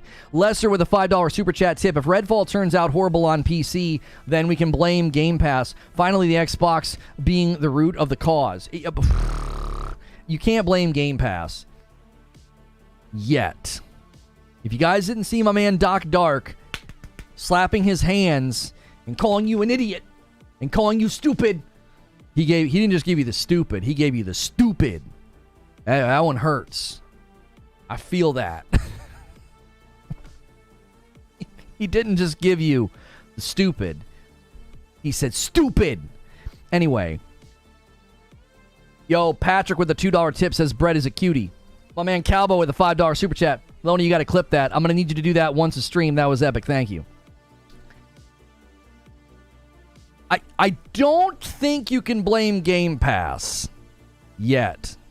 I don't think you can blame Game Pass. Because Doc made a point in his video. And I've made the point differently than he has. Because he talks about how if Game Pass is so bad and it's bad for games, most of the games on there were made before Game Pass. Ooh. Oh, he just stepped into my trap card like he didn't even mean to, right? Oops. I hate to do this to you, Doc. He's correct that most of the games on Game Pass were made before Game Pass came about. And that's why you can talk about how valuable it is. That's why you can talk about how good it is. Why? Because you're playing games that were made under the buy-to-play system. Under the buy-to-play paradigm, most of the games on Game Pass right now that everybody cheers for and says, look how great Game Pass is, you are playing games that were made under the buy-to-play paradigm. You have not yet played games that were made for a subscription service. That hasn't happened yet. So sure, Doc Dark is right. For now. I love him. He's a friend. And he is correct. For now.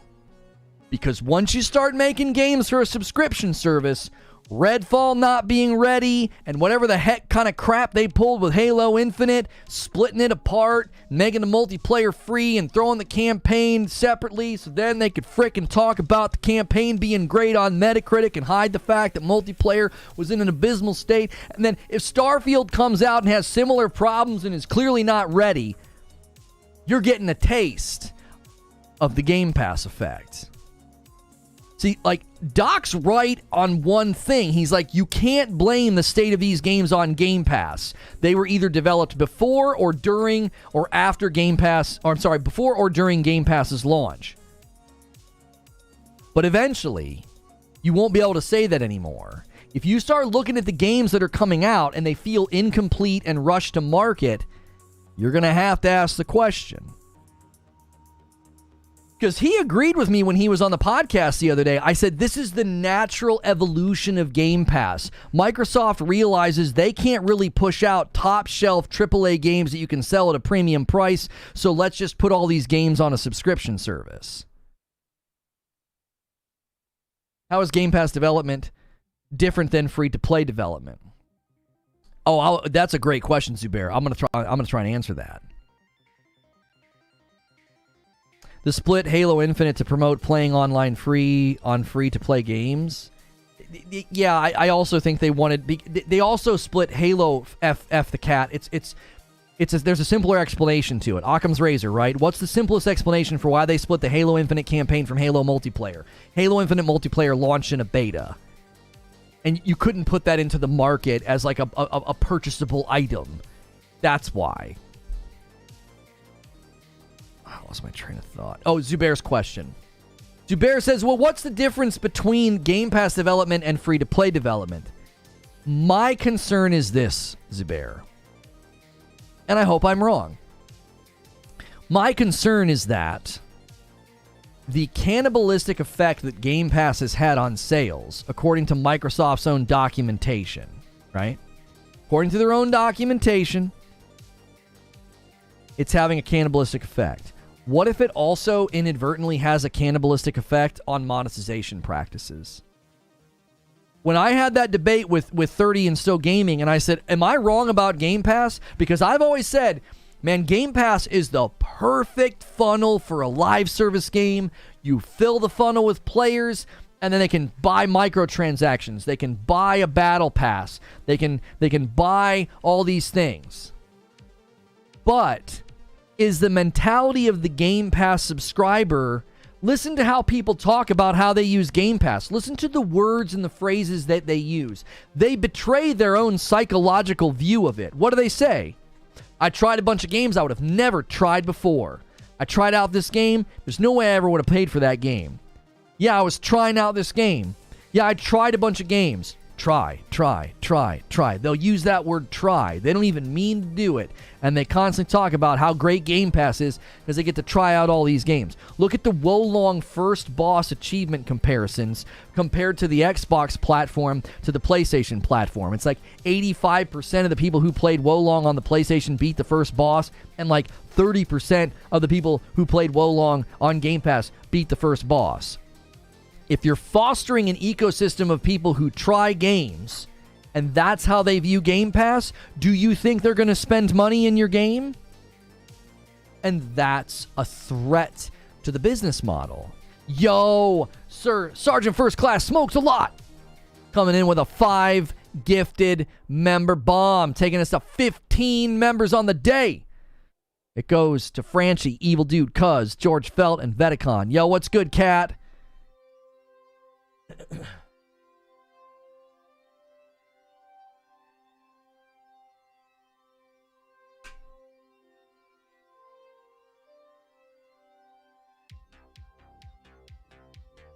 That should be my name. I listen to most of your stuff on Spotify podcasts because I can't usually listen. I can usually listen live. If I join as a member, could I get member-only streams on Spotify too? Shoot, I don't have a way of doing that, Plumberry Melon. We need to look into that, though, because I think we can turn on subscriptions on Spotify. We haven't looked into that yet. I believe we can do that. I'm not sure if it's a streamlined solution. And Patreon's terrible for uploading, or I would tell you, or we would do it to Patreon, and we would at least give people another option of support and another option of consumption. But unfortunately, right now, I don't think we have the ability to do that. We'll have to look into it. Sunk cost is a powerful effect. When you spend money on something, you're more likely to spend more and play more. Well, see, the weird thing is, Bradley, they ran an experiment in a mobile game, and they had the mobile game at 99 cents, and then they had the mobile game at free. And when the mobile game was free, people spent an exorbitant more amount of money than when it was 99 cents. Just the 99 cents alone was enough of a barrier that made people, they spent less money. Discord works well for audio only. Yeah, but I think he's looking for, like, listening later when I'm not live. Like, if he's trying to catch it on the after, he can't really do that in Discord. You can listen in Discord when I'm doing a members-only stream. As a member, you get access to the audio, but you'd have to be able to listen live. Interesting stat in Wolong. I remember playing Hivebusters and popping rare achievements for opening doors in the game's second level. Yeah. See, that's the thing, Brap. Good to see you, Brap. That's the thing, is, listen to me. You are fostering an ecosystem of people that are like, I try games. Try.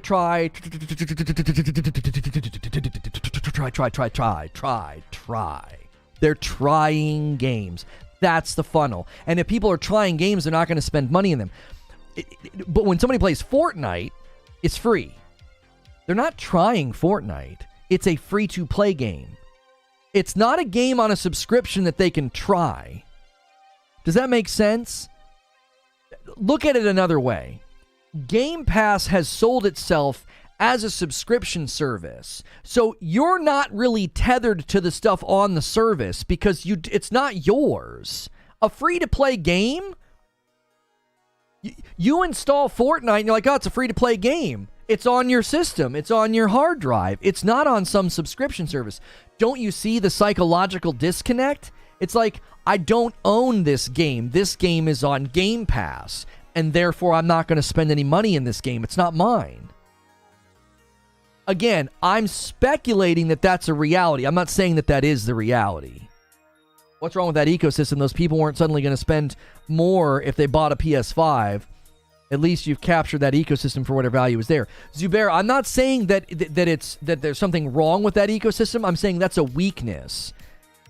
It's a weakness because if you throw a game on Game Pass that is supposed to be subsidized by live service monetization and microtransactions, and the ecosystem of Game Pass is against that, that's antithetical in the player base's mind on Game Pass, that's a weakness. That means any live service game that lands on Game Pass is going to say, we're seeing a really, really abysmal conversion rate in our game. No one's buying anything. And that's going to motivate that company to say, well, why would we bother to update? Why would we bother to add? Why would we bother to put anything else over here? $5 from Mr. Z. Gaming since the 80s. If I love to try it on Game Pass, I stop instantly so I don't have to replay too much on Steam. I may do Xbox if I get it on sale.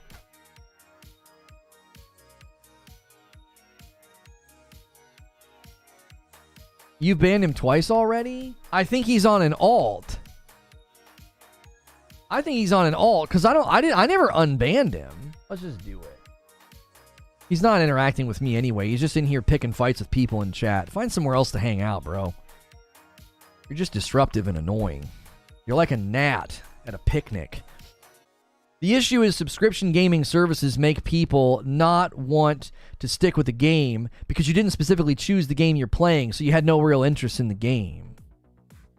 It's a sample platter. It's a sample platter. Like I think the mentality of the player, you got to consider that. You must.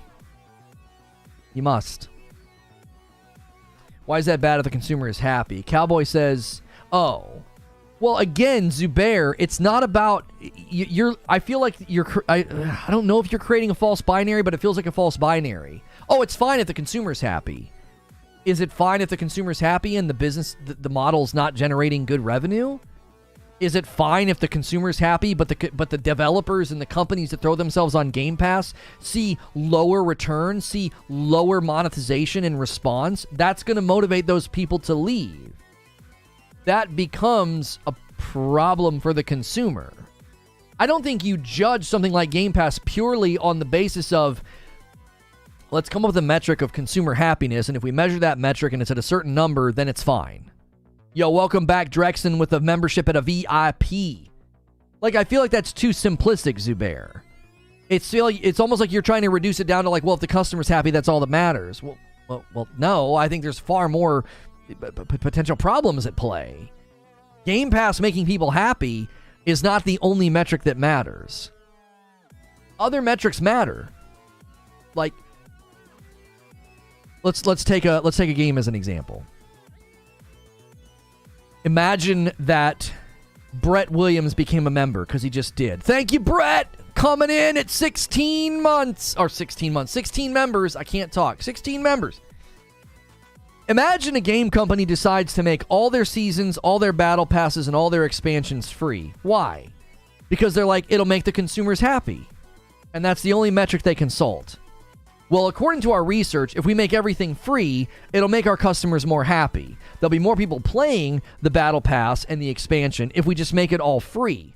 Because there's more people playing than there are converting and purchasing. So, ergo, more people are happy. That's a good decision. Well, that's not a good decision if 6 months later they have to shut the whole game down because it's an unsustainable business model. They can no longer support the game because no money's coming through.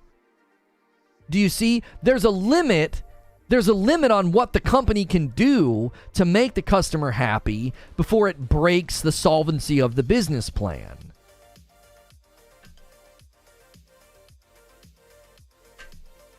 It's bad because gamers don't stick to games.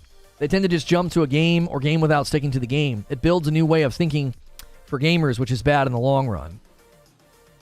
So I spend a lot out of this chat. At the moment I come back, you already got new arguments to slap Game Pass blindness. You're amazing. You're amazing, brat. You call me brat? I strongly disagree with putting a duty on the consumer to understand the economics of the business and try not to harm it. It's not their job. I've never said it was their job. No. I knew where you were going, Zubair, and it's why I didn't say that. I'm not saying this is on the consumer. What I'm saying is it's a weakness, which means it could end up where less games want to go to Game Pass. If a third-party developer throws itself on Game Pass and they see a lower conversion rate on their Battle Pass, on their microtransactions, and on their vanity items, now that business has every reason to not go over there. I'm not going to turn around and say, see, all your fault, consumer. You used Game Pass and you tried out games and you developed a schema of game engagement that made you try games instead of invest in games. It's your fault. I've never said it's on the consumer to know the interworkings of Game Pass's economic structure. I'm saying this is a weakness. That's all I'm saying. Every business strategy has a weakness. Think about it. When I entered the market as a graphic designer, my business strategy was low price. I'm going to sell myself on low price, and you can call me anytime. I'm really accessible. I'm not going to be some big marketing firm that charges you $150 an hour. I'm not going to be some big marketing firm that is like not returning your phone calls or emails for a couple of days, right? That's how I sold myself. However, that business strategy had a weakness. The weakness was I was appealing to people who didn't want to spend money. I was appealing to cheap clients. I was appealing to people who race to the bottom on price, and then they tend to be more persnickety and picky. They tend to want to squeeze you for more than they're paying, right? It was a weakness in my business model. Was it the client's fault for being cheap and frugal? No. Was it my fault for choosing it? No. I had a business strategy. I tried it out. I ended up raising my prices because of that sort of like inherent weakness to my business strategy. So if Game Pass enters the market and is like, hey, subscription services, subscription gaming, woohoo, woohoo, and they start realizing, oh my gosh, it's having a cannibalistic effect on sales. Oh no, and it's also having a cannibalistic effect on microtransactions and battle passes and other conversion rates. Oh golly, we've made a mistake. This is actually bad. This isn't solvent. I'm not pointing that out to say, look at the stupid the consumer should have known better. Nope. I'm saying Microsoft's going to have to pivot somehow. They're going to have to figure out a way to make that more lucrative, more profitable. Yo, a brand new member from Tanner. We have gotten more new members today that aren't gifted than we probably ever have. I think that's new member number 8. That's 8 new members today without gifteds. Thank you so much, Tanner, and everybody who has hit that join button today. If you've never hit the join button before on YouTube, hit that $sign at the bottom of the chat or the join button. It's only $5. And you get into my members-only Discord and all my extra members-only content. We have not had any coffee orders today. I'm being offered a Final Fantasy Pixel Remaster code.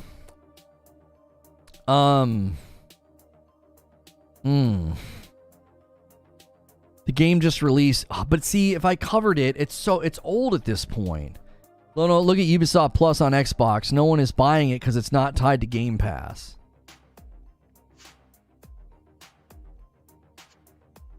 That article about 60 FPS was from 2020. 3 years later, and games barely hit 40. State of Decay 2 drops to 20 at times. What happened to the 60 FPS minimum?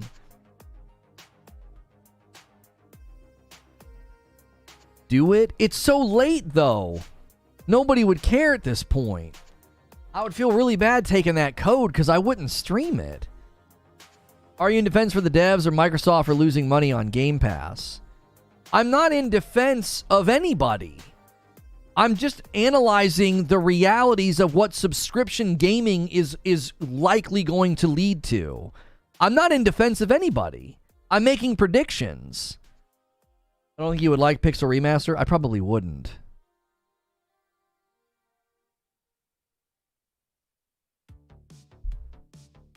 Like, I'm not saying, oh my gosh, this is going to be terrible. Oh, that's a big one. 10 gifted members from Cardoc Ren. Cardoc Ren is pushing us past the goal. So I now owe you guys 5 members, and the next goal is 50. He drops a 10 bomb on chat, taking us to 27 for the day, surpassing the daily goal. I now owe you 5 members. If you just got a gifted membership, get in the Discord, get involved, take advantage of the buy 2, get 1 free coffee deal. Take advantage of that. That is in our members-only Discord, and that's only for members. However, if you're a coffee drinker and you want to try out the holiday blend, it's been marked down. It's on sale at $12.95. Lono, why do you hate me? What do you mean? I don't hate you. I don't hate anybody. I don't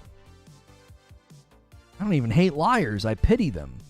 Horizon Forbidden West Burning Shores DLC has a total of 18 trophies. Ooh, nice.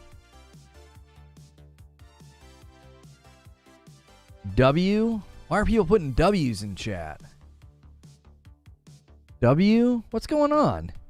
W. What, did somebody say something? Or did I say something? Anyway. Okay, I'm asking because the devs get a massive check up front and Microsoft gets people into the subscription funnel. Win-win. No?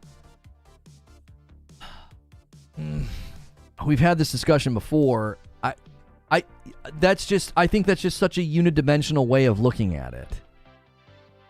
Yo, it's good, Brooklyn Breed. How are you?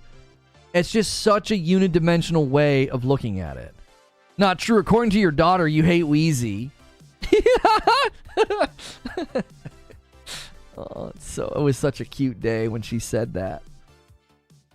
Like, I almost said the H word. I was like, H word? She's like, yeah, like the time you said, I hate you, Wheezy. She heard me say it like across the house. Like, I hate you, Wheezy. Did you count my 5 gifted subs? Yes. Yeah, I added them in. That's why we got to 17, Smokes a lot. We were at 12. Your 5 took us to 17. His 10 took us to 27. I counted yours. We don't know enough about those contracts to say anything. Yeah, thank you. Here's the thing. It's too unidimensional to be like, well, the devs get a fat check. Are you sure the devs get a fat check? What if the publisher gets a fat check? Like, look at what happened to Outriders. Like, I don't think we can look at what happened to Outriders and People Can Fly and be like, oh no, yeah, it always works.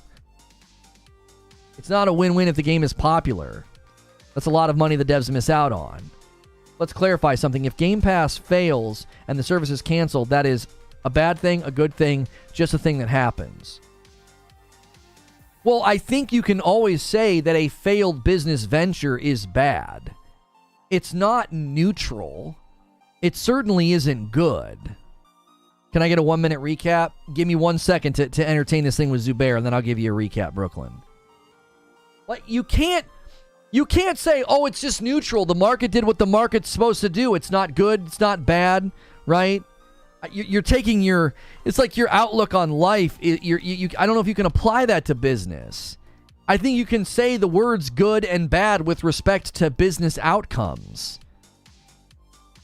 Like, if a company loses tons of money because they make a bad decision and a bad business venture, I think we can say that's bad. It is, because it typically leads to layoffs, profit loss, division shutting down, people getting fired. That I don't think we would look at that and say that's neutral. It's not good. It's not bad. That's just the emergent property of what happened, or that's just the natural emergence of all these different things that have happened. What? I don't believe that. I believe that's almost a priori philosophical position that you're sort of bringing to bear on it. Like, well, there is no good, there is no bad, there is only existence, and it just must be accepted. Okay. I mean, I know that's kind of like and I know I'm not fully summarizing it, but that's like got whispers of like Zen Buddhist ideas, which I think can be helpful when going through life. But I don't think we can look at something that's truly measurable as loss and be like, yeah, it's fine. It's not bad. I'm not trying to say you are wrong for saying it's bad, but I think that's where we disagree. So what would you call it? You would just say it's just something that happens? A $2 tip from True Witty. Then why are all the devs not opting into Game Pass? Yeah, there are some that skip it. If Game Pass is always good for the bottom line, Activision has, like, openly, because of the public record, they're like, yeah, we skip it. It's cannibalistic to game sales.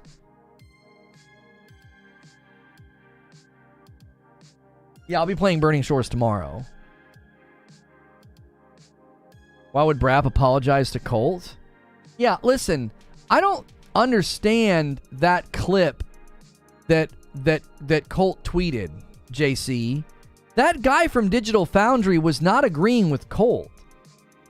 Nothing Colt said when he kind of meandered and rambled about the way that games are made, nothing that guy said agreed with him. The guy from Digital Foundry was speculating about the possible things that could have led to Redfall not being optimized well. But he didn't say that that's what was happening. He certainly didn't endorse what Colt said. If you watch the clip from Colt and then you watch a Digital Foundry clip, they're not even saying the same thing. They're not. He just thought he grabbed a clip where the guy was basically saying, oh yeah, it's poorly optimized. He wasn't saying that. He hasn't even touched it. He hasn't done a breakdown of Redfall. The guy from Digital Foundry was saying, here's all the possible things that could be going on. There's also other possibilities. The possibilities could be they're struggling to optimize it for the Series S.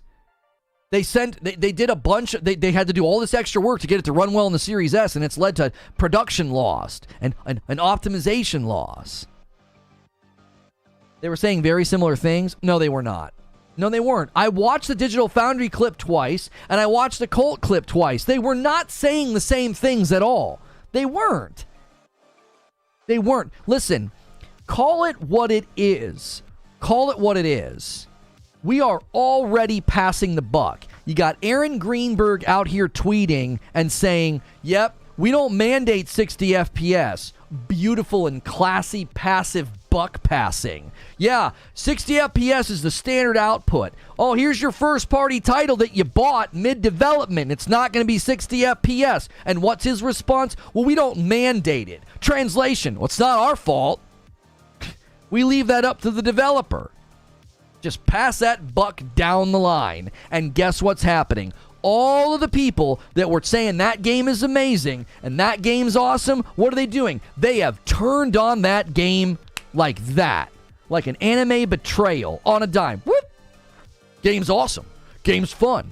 Going to be a big win for Xbox. 72 hours later. It ran like crap on the PC. It's not optimized. It's not the Xbox's fault. It's not the tool sets. It's not the dev kits. It's Arcane's fault. I mean, I'm not an owl, but I feel like my head just spun around. Wait a minute. I thought the game was good. I thought the game was awesome. I thought this game was going to be a triumph. I thought all the previews of the game were glowing. And now? Now it runs like crap on PC? Now it's poorly optimized? Now it's all Arcane's fault? Huh. It kind of sounds like what is said in the public is just convenient for the moment and not rooted in truth or reality. That's what it sounds like to me. And then you want to run to a Digital Foundry clip where the guy speculates about potential optimization issues and say, yep, this guy agrees with me. No, he doesn't. No, he doesn't. You played the game. You've said it runs like crap. You've said it's poorly optimized and it's on Arcane. That's not what that guy said at all.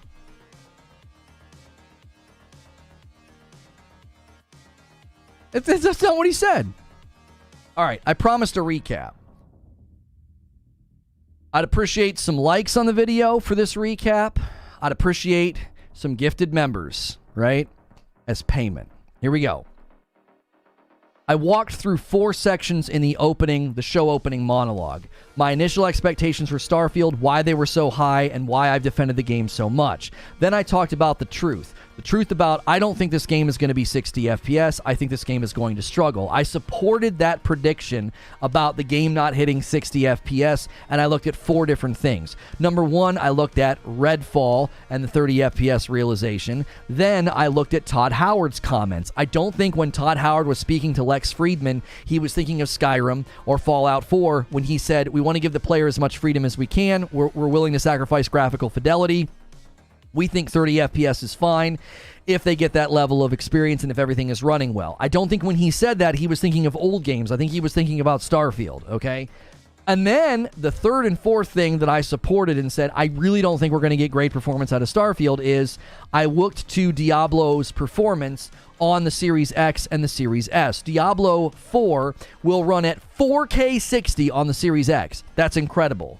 One of the few 4K 60 games in existence, okay? Because 4K 60 is really hard to pull off. Well, one of the reasons they can pull it off is it's a top-down ARPG dungeon crawler. You don't have quite as many things on the screen. It's more contained. It's easier to optimize and get that level of performance. But then, you have to look at the Series S performance. The Series S performance of Diablo 4 is going to be 1080 60. You were promised that the Series X was a 4K machine and the Series S was a 1440 machine. And if there's one game that can pull off that divide, it should be Diablo 4, especially given how much Activision Blizzard is out here cheering for the acquisition and the merger. Well, they have a vested interest in making sure Diablo 4 looks amazing on the Xbox console. And as far as we can tell, even Diablo 4 can't make good on Microsoft's marketing promises from 3 years ago. The last thing I pointed to was Ghostwire Tokyo Digital Foundry comments about how it just runs significantly weaker, slower, lower, blah, blah, blah. Series S is a mess. This is a first-party title where they had a year to get it optimized and running well for the Xbox, and we have another first-party title, which essentially is another multi-platform next-generation title, and it's running better on the PlayStation 5. That's the pattern. And if you look at that pattern, and you look at what's going on, and you look at Todd Howard's comments, the truth is, I don't think Starfield's going to run that well on the Xbox. We already have people saying, go play it on PC then if you want 60 FPS. That's amazing. That's miraculous. So your endorsement of Starfield as a first-party console mover is that I should play it on a PC. And then the third thing I said was, these are my new expectations. This is what I think we're going to get. And then I went to the defenses. People saying it's not an FPS. It's mostly an RPG. This is Bethesda's fault. This is Bugthesda's fault. And I said these defenses are invalid and weak. That was my opening monologue. And nobody gifted members as a thank you. Could we get 50 more likes on the video? Digital Foundry. Optimization passes done for console settings isn't proper balanced. You have to manage your memory. Bolt said, the game is improperly imbalanced on consoles. They have to start taking design decisions to make it happen. When you build games, you have to pick and choose to take the load off the CPU, managing memory. Right, JC. I think you're misunderstanding what's going on. I don't think you're tuned into what's going on. He was speaking as if that was the case. He was speaking as if he knew what happened. Oh, it's not optimized. Listen, he's contradicting himself. And I'll tell you why. He's grabbing the quickest thing he can. Because in the immediacy of the fallout on this, what was he saying? Well, it ran like crap on PC. Okay.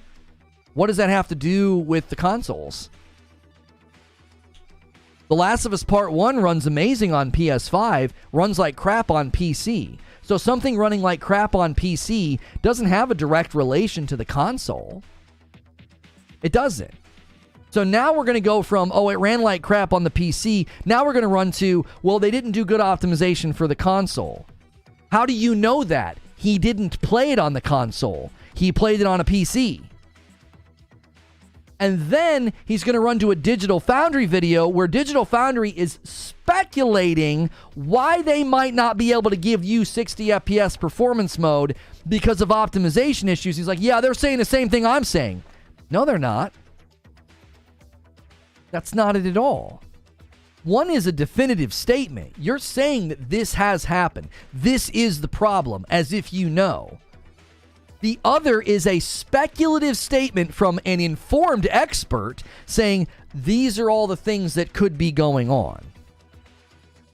Do you understand the difference? It's sleight of hand, bro. It's total sleight of hand. I'll give you an example. I have been saying that I have my own suspicions that the Series S is the culprit in all of this. It's the self-made Trojan horse. It's the sleeping, slow poison seeping into the room, just slowly killing this generation of Xbox. I've said it's the Series S, it's the Series S. Now imagine if I made a video or I was on a podcast and I said definitively, the Series S is the problem. They're having to optimize for it, it's killing production, and it's hurting games. And then I go and grab a Digital Foundry clip, and Digital Foundry speculates and says there could be issues with optimization for the Series S. Like, oh yeah, they're agreeing with me. No, they're not. Nope. No, they're not. That's sleight of hand. That's a deceptive tactic to take an expert and act like the expert's co-signing on my statement. It's not true at all. That's a classic sleight of hand move. You're going to say something definitively. You're going to say, oh yeah, this is it. This is what happened. And then this guy speculates. Yep, see, he agrees with me. No, he doesn't. That's not what he was saying. Bradley with 2 months just found out the gifted button is next to the emoji button, and he gifted a membership to ARXR the Ghost. Thank you so much. That's 28 members on the day. So he can do whatever he wants with his brand and his channel and his appearances on podcasts. But up to now, the narrative shift has been so fast. I don't know why anybody would even care to listen. Like, well, why would we listen? It's just something new every day. It's some new hand wave. It's some new excuse. The same thing's going to happen with Starfield. They're all going to blame Bethesda. They're all going to blame, oh yeah, Bethesda. Yeah, it's Todd Howard's fault. I don't think the Series S is the problem, but we'll just have to disagree on that. How much evidence do you need in the market that the Series S is a problem before you'll be willing to admit it's a problem? Digital Foundry never said it was definitive. Colt did. That's exactly the problem. Like I said, it's sleight of hand. It's sleight of hand. You can't say something definitive in a definitive way, and they'd be like, well, this guy's speculation agrees with me. What? No. You only played the PC version. You don't know anything about the console version. Like, riddle me this, Batman. Didn't he say on another podcast that when he asked about the console version, he was basically told to not ask that question and just play the PC version? They wouldn't answer questions about the console version. So why are you out here definitively talking about optimization for the console version? You know nothing about it. They wouldn't answer your questions. Now you're going to speak authoritatively and definitively about the optimization of Redfall for consoles when they wouldn't even answer your questions? And then you're going to go to speculation from Digital Foundry and be like, oh yeah, they agree with me. Come on, cut the crap. Cut the sleight of hand crap. That's misleading.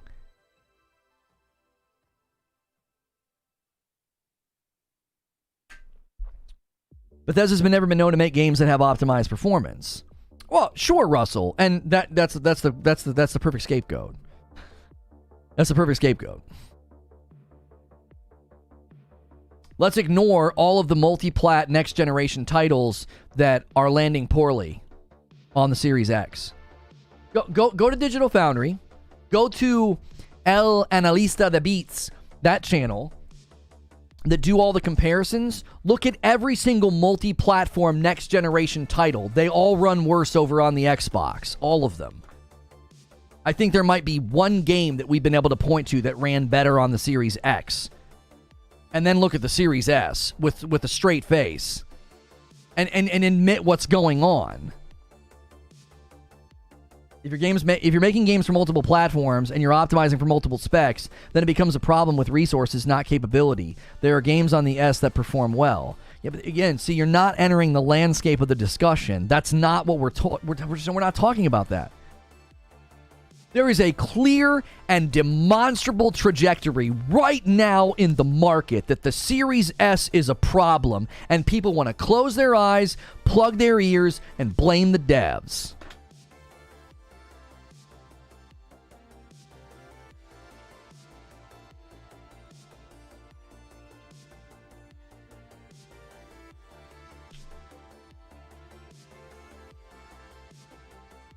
Owner PS5 is 4K 60 for Diablo 4. Diablo producer said it will. Yeah, I don't see how Diablo 4 wouldn't be 4K 60. It's 4K 60 on the Series X.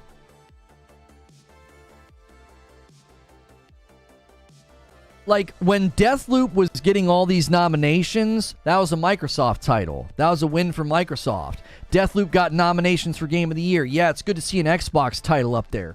What the frick are you talking about? They bought it after it was developed.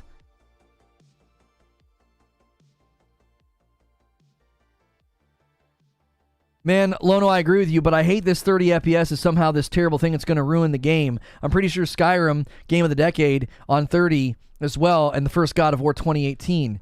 Tony. Oh my gosh, Tony, I love you, but you're not reading what you just said. You're not reading what you said.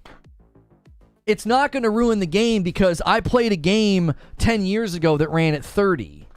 Bro, once you're used to 60, going to 30 is painful. It hurts the experience. I got headaches playing God of War 2018 and Spider-Man on my PS4 Pro because I was used to 60. So yes, it hurt my experience in those games. It didn't ruin it, but it hurt the experience. Try doing it now. I've been playing games at 60 FPS for 4 years now. Ever since Destiny 2 came to PC, I've primarily played games at 60 FPS. That was 5 years ago, bro. Half a decade ago, I was playing games almost always at 60. Fortnite squeezed 60 FPS out of the old gen consoles. Come on, Tony. You can't like devolve and say it's fine. Well, like, okay, let me read this re-up, and then I got an analogy for you. Infinite with 10 months and a member VIP pouring out for the Series S homies. They shot themselves in the foot making a budget-friendly console. Let me put it this way. Imagine buying... No, let's do rent, because this would take you by surprise. No, buying makes more sense because you bought the hardware. Imagine you go and buy a car from the lot. You take it for a test drive, you really like it, and you buy it. But when they bring the car out from the back, it's missing all of the modern amenities. You don't have power windows. You don't have air conditioning. There's not even a radio. There's no Bluetooth. Just basic things that have been added to cars in the last decade that are like standard now. And the salesman looks at you with a straight face and he's like, "What's the problem, bro? We were driving cars in the 80s and 90s and you had to crank the window. You didn't have any of this radio or air conditioning. What's the problem, man?" You would say, "Bro, are you kidding me? Those are like base level features that I expect to be in the car now." Now, what are you talking about? Wait, I didn't buy a next-gen console to get old-gen performance. I'm not crazy. I'm not crazy for asking for that. I'm not entitled. That narrative, I'm sick of that narrative. I'm not some video game Karen because I want what was promised to me. God tier greatness with a $5 super chat tip. Xbox was better off making a discless Series X instead of the Series S like PlayStation did. I do understand with today's consoles that needs to be at the very least a 60 FPS option. I'm not trying to defend this, but I'm trying to say it's not going to make the game a bad game is all. Yes, it will. Yes, it will. It's a game I can't play, bro. That's a bad game. That's the definition of a bad game. Imagine the world's greatest game launches and you can't get past the first level. What's the problem, bro? Just wait. They'll patch it later. What you belly aching about? It's the best game ever. It's not ruining the game. What do you mean? I can't play it. Bro, I can't play Starfield at 30 FPS. I will not be able to enjoy it. I won't be able to. It will be so disruptive to the experience. It will be such a degrading effect to everything I want to do in that game. Explore, fly, shoot, craft guns, all of that stuff sullied. All that stuff sullied. And yes, it will ruin the game for me because then I can't play it. That to me is a ruined game. It's ruined. I can't play that crap. True Witty with a $2 tip from Super Chat. It's like begging to have an engine in your car. Yeah. Sorry, man, this car can't get up to 80 miles an hour. Yeah, no. Had to put that old engine in there. I don't want the car then. Yeah, the leaked imagery from Forza Motorsport, I don't know what we're looking at. They showed the game at that developer direct. This isn't entitlement. This is a breach of contract complaint about a business transaction. That's exactly right. That's exactly right.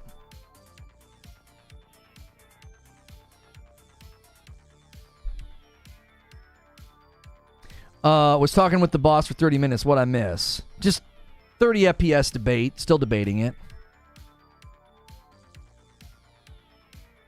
A console gamer can't complain about 30 FPS. Why not? Why not? Why? Why? Aaron Greenberg said that the standard output would be 60 with up to 120. Phil Spencer said the same thing in a blog post. Up to 120. Devs can go beyond the standard 60 FPS output up to 120. Why not? I can't wait to hear this one. Breach of contract, what? He's using lawyer language. What he's saying is, I'm not sitting here acting entitled and saying, I expect 4K 60 in every game because they said it would be possible. That would be entitlement, right? They said 460 was possible. If they say 4K 60 is possible, and then I expect that from every game, I don't think that that's reasonable because they did. They said up to, 4K 60, up to 120. Oh, I expect 4K 60 or 120 in every game. That's not reasonable. I'm being spoken to by people. We're seeing other people speak online on Twitter. They're acting as if expecting 60 FPS is unreasonable and entitled. And I'm like, bro, you're crazy.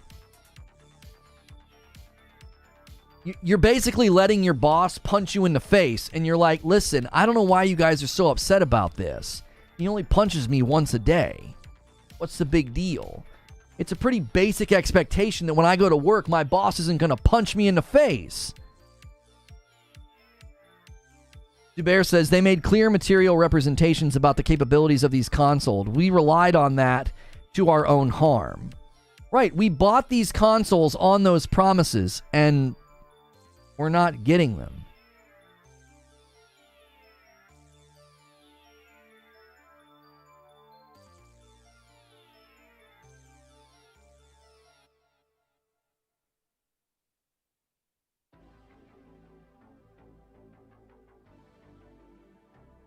True Witty with a $2 tip. I don't complain about 30 on PS5. I got 60 and 120. That's what I'm saying. I don't have to complain.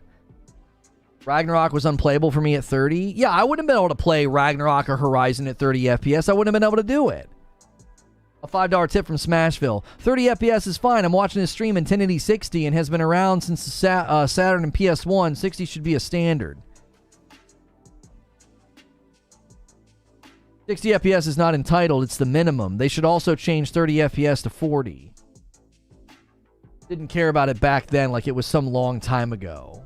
Yeah, he goes to a capture event in March, and then 2 weeks later, yeah, I didn't care about it. Yeah, I chalked it up as typical PC fluctuations back then. Yeah, back then. Zubair says, if I knew what I know now, I would not have bought the X. I would have bought the S and put it on a 1080 TV as an accessory.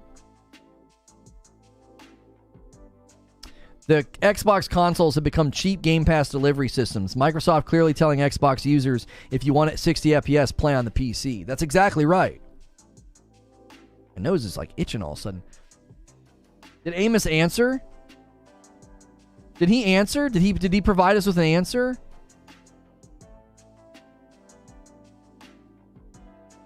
I hate not being able to click on a name like on Purple. A console gamer can't complain about 30 FPS. Did he answer? Did he have a reply? That's going to be my favorite new narrative. Starfield will be 0 FPS on PS5. There's no other title as huge in comparison to it. Like I said, it's like I can't have a conversation. I can't have a conversation with that. You're not having a conversation. I own a Series X. I was looking forward to buying and playing Starfield. You telling me, well, it's going to be 0 FPS on the PS5. Oh, okay. Tell that to all the people who own a Series X and don't own a PS5. They don't care about that. That has no bearing. That has no bearing on the quality of the game that they receive. So a guy buys the Xbox Series X because he really wants Starfield. And is that what you're going to tell him when he goes to the forums or he goes to Twitter to complain? Bro, are you kidding me? I can't even get 60 FPS in this game? That's what I was promised. Well, the PS5 can't even play the game. I don't give a frick about that. That doesn't mean anything to me. What's that do for me? What? You think dunking on people that like PlayStation on Twitter somehow makes up for that? Like, what are they going to put that in the bullet points? They're going to put that in the bullet points on Twitter? Starfield, play it in stunning 30 FPS. And if this disappoints you, just be sure to dunk on Sony ponies on Twitter. It'll make you feel better as you embrace the sense of disappointment and utter grief about this game's lack of performance. Is that's the goal? Are we going to do that every time a game comes out and just fails to deliver basic performance? Yeah, just go dunk on some Sony ponies, I guess. I get more joy out of that than playing the dadgum game.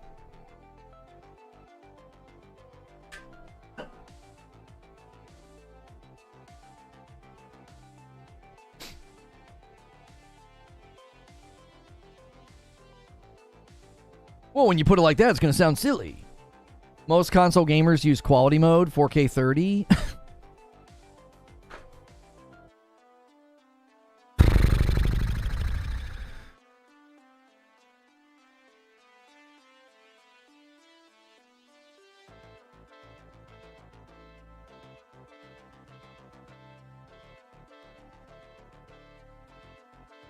Who got Lono mad this morning?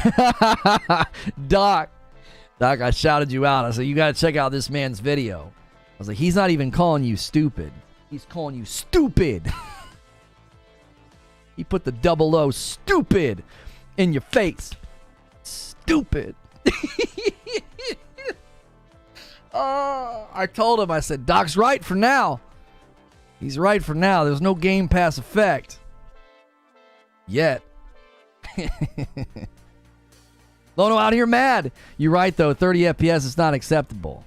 Listen, I just don't like being told that my expectations are somehow out of whack or something. What do you mean? What do you mean? What do you, huh? What happened? Creature says, I need 6 likes. A $5 tip from Darth Biscuit. I bought a Series X for Halo, Fable, and Starfield. I've played one of the 3. When I'm able to play them, I expect it to be at 60. Thank you, Darth Biscuit, for the $5 super chat. There's levels to this. There's levels to this, man. It ain't Game Pass's fault. Yet.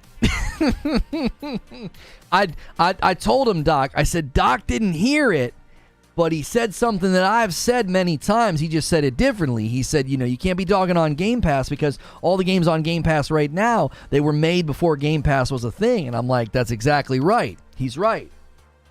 But have you considered that one of the reasons you can sing the praises of Game Pass's value is that most of the library of Game Pass right now are games that were made under the buy-to-play paradigm, which is why they have good value, which is why you can call them good games. That's why it ain't Game Pass effect. Yet. Yet! Oh, I thought Creature said something. In a DM. Lono, you're right. They've been advertising it at 60. Why are they so scared to advertise it at 30? Lono, nobody told you your expectations were out of whack. Stop it. What do you mean? What do you mean? It's all over Twitter. I had people in my chat today saying it. Amos just said moments ago. He just said moments ago that console owners shouldn't expect 30. I'm sorry, console owners shouldn't expect 60. I had guys on Twitter, they literally laughed at me because they were like, this man has a PC and bought a Series X. So what you're saying is, yeah, you guys really got me. You really dunked on me. But have you considered that you just basically said that I should play Xbox games on my PC because the Series X, that ain't it? Can you imagine the headlines? Starfield, best played on PC. What? Starfield. Starfield, flagship Xbox title, best played on PC. What in the world just happened? In a world where Microsoft spent $8 billion for first-party property that is best played not on their console. Rated R. Like, what in the world? Rated R for Rage? I'm being serious. To find next gen for me? So I defined next gen in the show open because I thought that was important, because I said one of my base level expectations was that Starfield will be next gen. What's good, Top G? And I said that I think base level expectations of 1440, 60 FPS, I think that's pretty reasonable. What should next gen give me? I don't know. At least slightly better performance than the previous generation? So I got this performance on my Xbox One X and my PlayStation 4 Pro. And next gen should be higher than that. Whoa! Slow down, Lono. That's too much. You're asking for too much, bro. That's you sound like an entitled Karen gamer. If you want that, you should play on a PC. What? I wanted the 3 things I was promised. Higher resolution, higher frame rate, faster load times. Exactly. Beside load times, what are you offering me? That's what I'm saying. Like imagine I booted up my PS5 and this happened. I would have been furious. I'd be like, are you kidding me? Like, are you telling a joke right now? So I got this performance on my PS4 Pro, and I bought a PS5 because I expected to, step it up. Gifted 5 doesn't look like it came through. Just got PayPal receipt. Strange. I didn't see anything. Give it a second. Maybe it'll pop up. I don't know.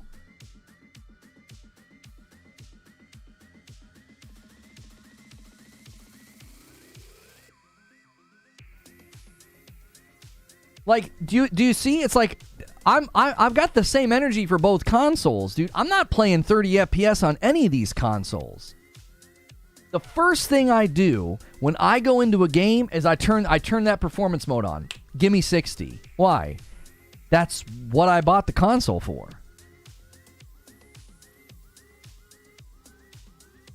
That's what I bought the console for.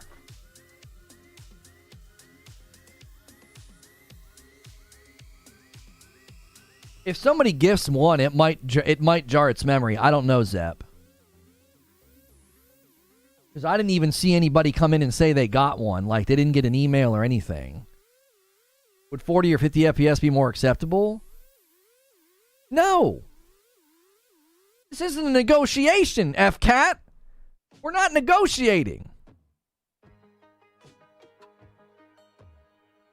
You promised me 60. Well, I'll tell you what.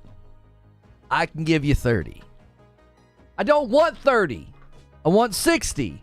Okay, you drive a hard bargain. What about 40 or 50? No! I want 60. This isn't a negotiation. It isn't. You need to give me what you promised. You need to give me what you promised. If they offered you a salary and they said, we're going to pay you 60 with the possibility of going up to 120, and you're like, this sounds great, and they hire you, and you get your first paycheck, and you're like, I can count 2, 1, 2, 4, 5, 6. This does not add up to $60,000. And you go to them and you say, hey, is there a mistake here?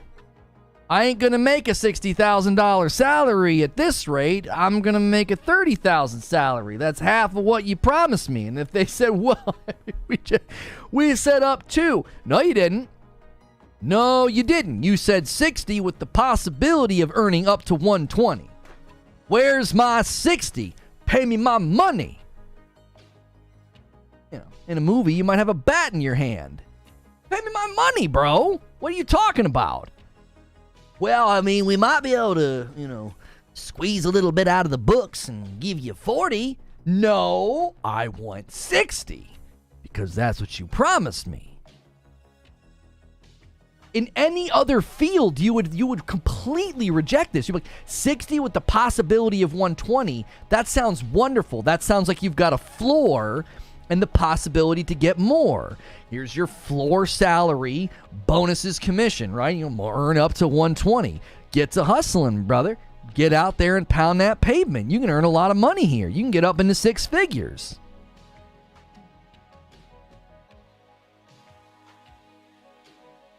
Yeah, Eugene says 40 FPS on 120 hertz could be acceptable, but that only works for people with 120 hertz monitors or televisions. That's exactly right.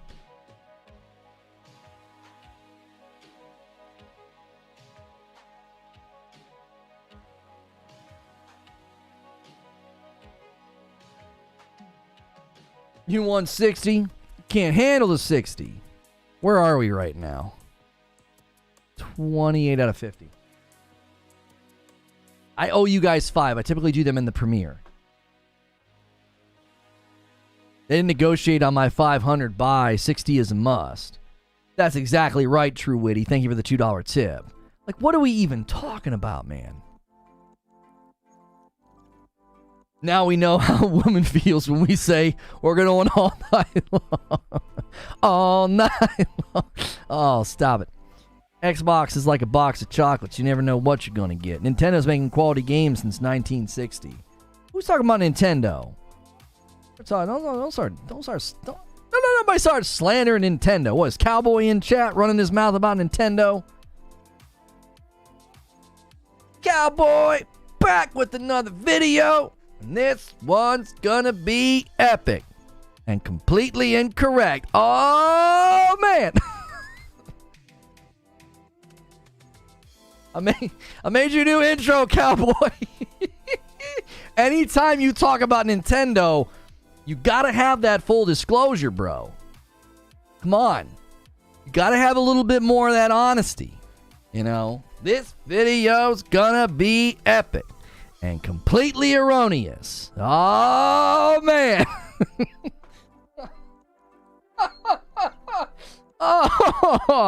Oh, my gosh.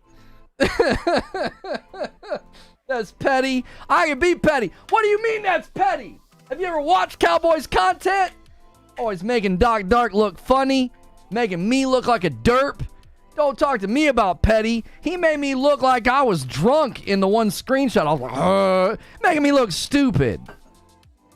Making me look stupid. His content's petty. I love him, though. He comes and hangs out. I give him grief because I love him. I almost crashed. Doc's driving his car. He's going to wreck.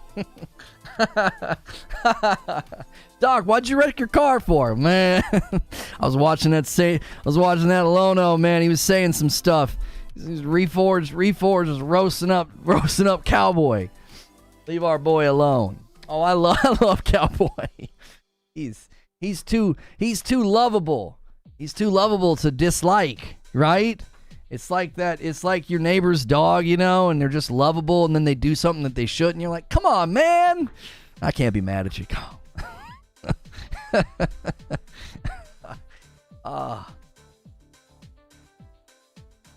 Petty Roosevelt.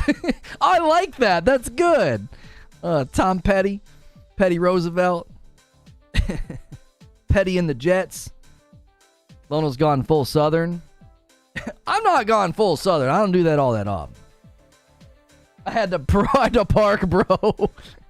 You guys are epic. There he is. There's the man. There's the man himself.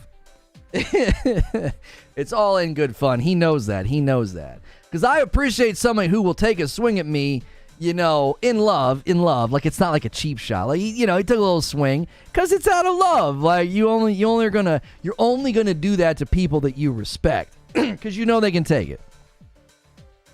Starfield won't even be normal open world game. Bethesda Games is known for creating games with high levels of interaction with random stuff, so they feel like simulations. It has to be hard to run that at 60. Well, here's the thing, Randall. Petty LaBelle. That's pretty good. Here's the thing, Randall. You must respect the F out of me. You're so mean. Think about how mean my wife is to me, Zubair. Think about how mean she is to me. That's deep love. That's the same way I feel about Cowboy. My boy will flip anything and be wrong with a smile on his face. That's right. Bro, I'm never wrong. It's just a kid inside of gamers that back Nintendo. Oh, okay. All right, I want to engage with what you're saying, though, Randall. Let me just grant your premise for the sake of the discussion. Well, you're going to get this experience, right? You're going to get this simulation, this persistent world and persistent items and all this stuff, man. It's going to be really hard to run at 60. That's interesting. I don't care. Like, that doesn't change my mind. It doesn't. Do you want to know why? Imagine getting really excited about this grand opening of an amusement park. Oh, and you love roller coasters. I grew up in Northern Ohio going to Cedar Point. Kosher? No. Coaster Kingdom. Kosher doesn't have anything to do with it. Anyway. Coaster Kingdom, Coaster Capital, baby. I love those roller coasters. So if I'm waiting for this amusement park to open, and there's all these promises about how fast all these coasters are going to be, if I get there, and they're not as fast as promoted, they're all going like half the speed that I expected. Well, you can't push back and say, well, the complexities and everything that we wanted to do, and with the coasters and the turns and the loop-de-loops and the flips, we couldn't do that. Do you know what I'm going to say? I don't care about any of that. That's not what I paid for. I didn't pay for excuses. I didn't pay for some technical explanation. I paid to go fast. That's what I came here for. I came here to ride really fast roller coasters because that's what you promised me. And now that I'm in the door, I'm getting a technical explanation as to why they can't go that fast. Man, you can take your explanation and you can stuff it, and then you can hand me my money back. That's what I would say. Everybody that went to that amusement park on that promise would think the same thing. Obviously, there'd be consumers that don't notice. Obviously, there would be consumers that don't care. I kind of like it when it's slower. Shut up, Grandpa. What you doing? Wait, that doesn't matter. Be quiet. The rest of us, that's why we bought to get in here. That's literally that's an impetus for the purchase. Imagine a game selling you on open world exploration. You get into the game and there's no open world explanation. It's linear. Well, technically, we had to simulate the open world exploration, so we had to kind of daisy chain everything together. So it's more of a linear map, and there's invisible walls and barriers to kind of keep the player contained, because it really wanted to emphasize the cinematic strength and fidelity of the game. Oh, okay. The impetus for my purchase was an open world game. And you didn't give me that. So your technical reasoning, your technical excuses, it means nothing to me. Sounds like Destiny? Yeah, daisy-chained open world. Daisy-chained instances. Destiny's not truly open world because the engine and the infrastructure and the architecture of how they built it being peer-to-peer with no true dedicated servers, they can't do it. Wouldn't that be false advertisement? Yep, it would. It would. What you're saying is only you matter. No. Nope. I'm saying words matter.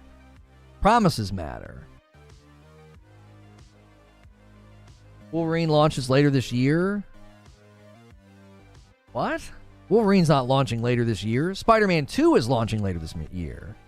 Chapter 8 says, you mean the people who wait in line for 3 hours and only get B mode of Rise of the Resistance because Disney can't keep a mode working?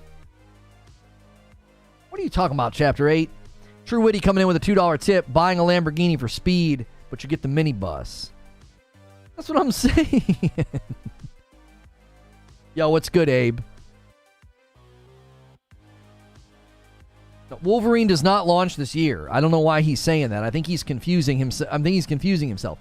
Spider-Man 2 launches this year.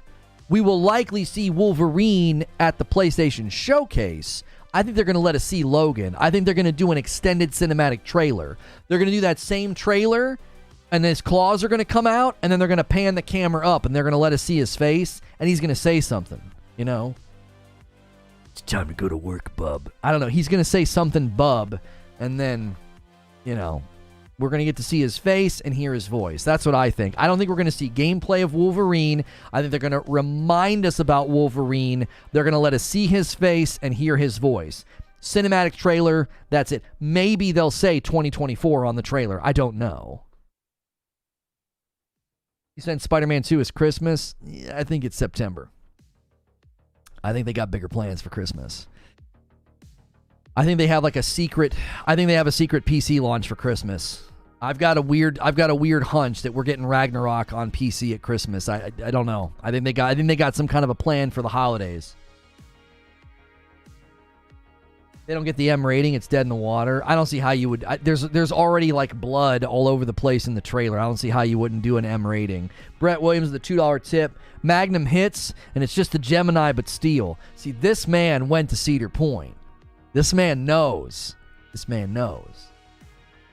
The frickin' Gemini. The Gemini wasn't bad. One side was better than the other. One side was way smoother than the other. There they are. Did you have to do it again, Zep, or is that the one that you did? Is that the one that you did, or did you have to do another? Zep just gifted 5 members of the community, taking us to not 3.3, 33 members on the day, getting us close to that 50 bomb. Goes to Trevolution, Jake, Mirlinde, Vrendel, and Technor VR. Hey, Technor, I see your tweets all the time, man. Appreciate the support. Had to switch to PC. App didn't work before. Okay. Hopefully you didn't get charged twice. I'm going to owe you guys potentially 10 members. I already owe you 5. Thank you for another amazing, huge turnout today. Let me see how many new subscribers we got. A good amount of new subscribers. Thank you so much if you're a new subscriber and you like what we do. I'm a Safe for Work broadcaster. Safe for Work means I'm not cursing and swearing. You can put me on in the background of your day, Monday through Friday. It's like listening to a podcast. We appreciate all the support. We appreciate everything you guys do for the show, the people that gift members.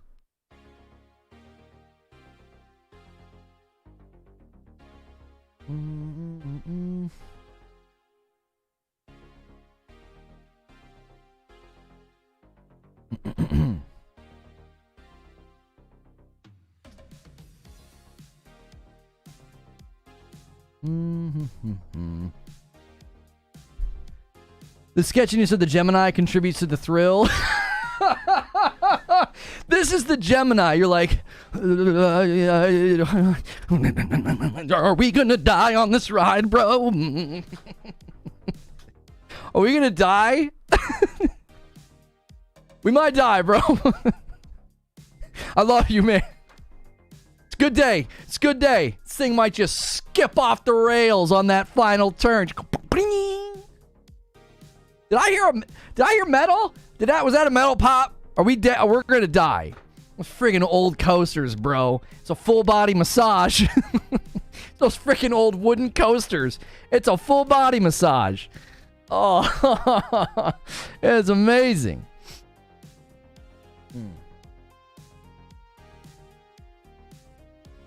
Lono does sometimes get spicy in the member streams. I try not to. It may not seem like it, but you guys are playing a pivotal role in turning this channel around, says Creature. A big thanks to you guys that are supporting the rundown as well. Yeah, if you guys are supporting the bigger channel that's getting the uploads, man, thank you so much for that. That channel is going to actually, I think, successfully get to 50,000 subscribers, which is crazy. We had to abandon that channel and come over here and like rebuild a variety gaming show. So that's just like an upload channel now. I answered you about Rise of Resistance above and you missed it. Chapter 8 said, they don't tell you when it's running the B mode. Oh, a ride at Disney World with 2 modes. It's supposed to work. Amazing experience as advertised A mode. But when they turn off all the cool features, B mode, the wait times are 3 hours. Oh, I get it. Yeah. There's a great solution to that, Chapter 8. I was talking to somebody about this the other day, and the way to have that not happen is to don't go to Disney where all the rides are for children. So...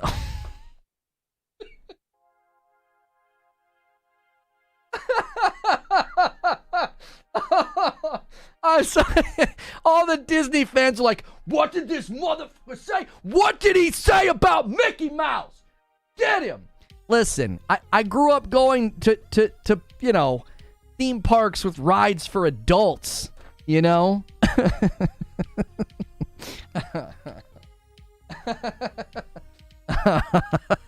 Oh, for Pete's sakes. Can I request a weekly VIP members only that gets 100% spicy? Look, if we hit a certain number of VIPs, Zubair, I would consider it. If enough people upgrade, I'll give you guys just nothing but spice. Like, listen to me, you mother... No, I'm just kidding. I don't know if I would do that. Listen. I'm going to give you guys 11 minutes to hit this. 11 minutes to hit this. Let me give you a full member count right now.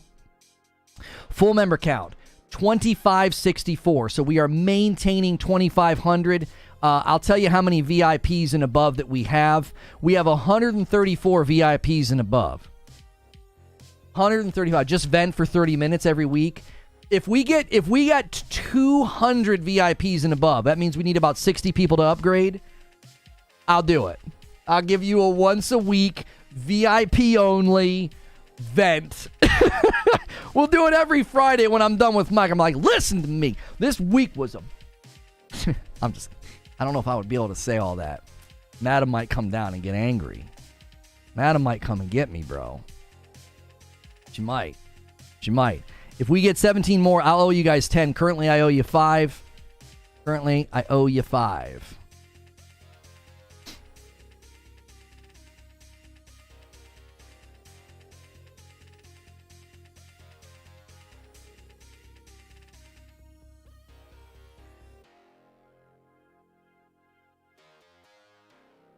How do you upgrade? You got to go to the members. You can do, I believe, use the join command, click the link, and go to perks, and you should be able to. So use the link for join command, go to see perks, and you should be able to change your subscription level. She wears the pants because the legs are too long for Lono. That's just mean, bro. That's just mean. Come on. I'm taller than her. Any more fake bad words for us? No, that's it. That's enough. Hang on. I got to create... Oh, I need this. Do it. And do it. Save that. I'm going to schedule members right now. Listen, there's no way we're going to end up talking about the upload. You guys are going to want to talk about all the spice and all the drama. And that's fine. I'll give it to you. Yo, Assume Parasite upgraded VIP. There we go. The VIP upgrade has begun. Zubair, what did you start? Zuby? I'm going to reuse this. Because I think the coffee link is correct in here. That's correct. I don't think we're on Podbean anymore. I'm going to delete that. The Discord's correct.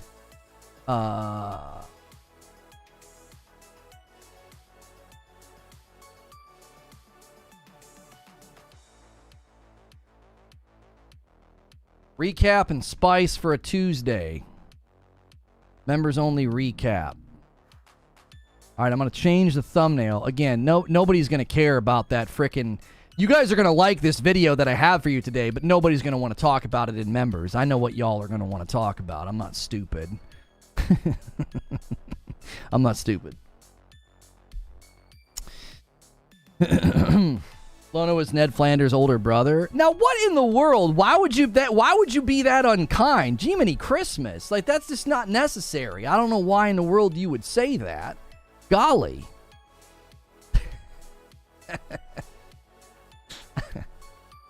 I don't know why in the world you would say that about me. Golly. I'm going to buy the most expensive edition when Starfield releases. I was actually going to buy the game. Yo, what's good, Incredible BLK? I've been seeing you on Twitter with the love. Appreciate you. I'm out of the loop. What's happening? Oh, I'll update you if you're a member. You're going to want to know. Did the back end just take a complete dive? I can't do anything on the back end of YouTube. The frick, man. Let me see my videos. Yo, Rainbow upgraded to VIP. That's 2. What's the main channel? This is the main channel. We have a larger channel. I cannot do anything on the back end all of a sudden. We have a larger channel that gets all of the uploads. It gets all of the uploads. Like it gets like my quick reactions to trailers, quick VIPs, things like that. Yo, Rad Remington just upgraded to VIP. That's 3. I can't do anything all of a sudden. I can't see. Oh, now I can. What the frick is going on, YouTube? Schedule 18th. And we're going to go for 12:30. You guys have 6 minutes to hit this. I don't think we're hitting it today. That's fine. We hit 25. I'll gift those members in the next segment. Somebody's going to have to go crazy if we're going to hit this in the next 6 minutes. Calm, redirect to members, save, schedule.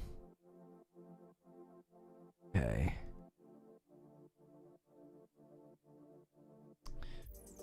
Redirect to that.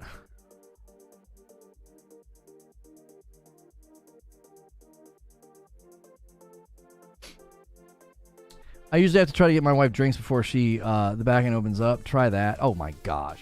Bernard! Welcome back in, Bernard. Thank you for the renewal. Shu jumping back in as a member. Oh, everybody. I know why y'all are renewing.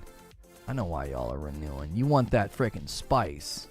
I know what's going on. I know what's happening.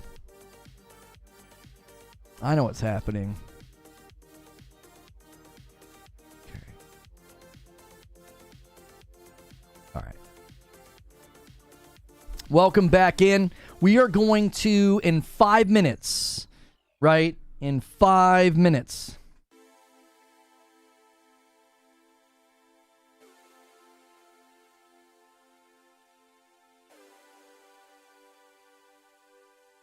Oof.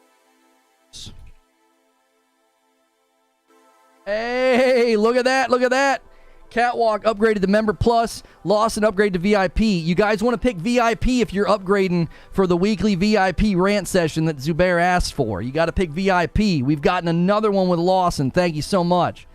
Dropping by to say hi, says Dan. Wife and I are going to be having our third child tomorrow. Yo, congratulations, Dan, on number 3. Third time's a charm, but when it comes to children, it's more like a chainsaw being thrown at you, but enjoy it. No, I'm just kidding, man. I'm just kidding. We know people with like 5 kids, like big families. Big families are a blast, dude. Congrats. Fuzzy renewed. It's a VIP. Kenneth renewed. It's a 3-month milestone. Thank you so much. Thank you guys for all those renewals. If everybody gifts one right now, we can hit this 50. You can gift one member at a time. You don't have to do the big member bombs. $5. Let's pull some people with us. Pull them into the members only content. We're going to go watch this video about X Defiant. Can it challenge Call of Duty? We're asking that question. You guys over on Kick, I'm going to go ahead and shut down Kick now, and you guys should head over to YouTube, right? And come become a member over on YouTube so you can watch the members only content. I will be playing I will be playing Burning Shores DLC. I will be, yes. That is going to happen. I will be. What's the first? Well, first 2 kids. The first kid's, kind of like a stick of dynamite. Kind of blows your life up. Everything settles pretty quickly. You figure it out. The second kid is like a smaller stick of dynamite. You kind of know what to expect. You can go man-to-man defense. And then the third kid is kind of like you're juggling everything. Like, this isn't so bad. And someone's like, we got a chainsaw for you. And they just throw it to you. You're like, yeah! You got to just add it to what you're trying to already do. Fuzzy with the gifted. Baker with the gifted. Come on, man. You guys, you think you can do 15 in 2 minutes? Can you guys do 15 members in 2 minutes? Forbidden West was a 7 out of 10 for me. It was a solid 8 out of 10 for me. I actually think we're going to get some good combat upgrades. I think we are. I think we're going to get some good combat upgrades in the we're going to get it in the upgrade.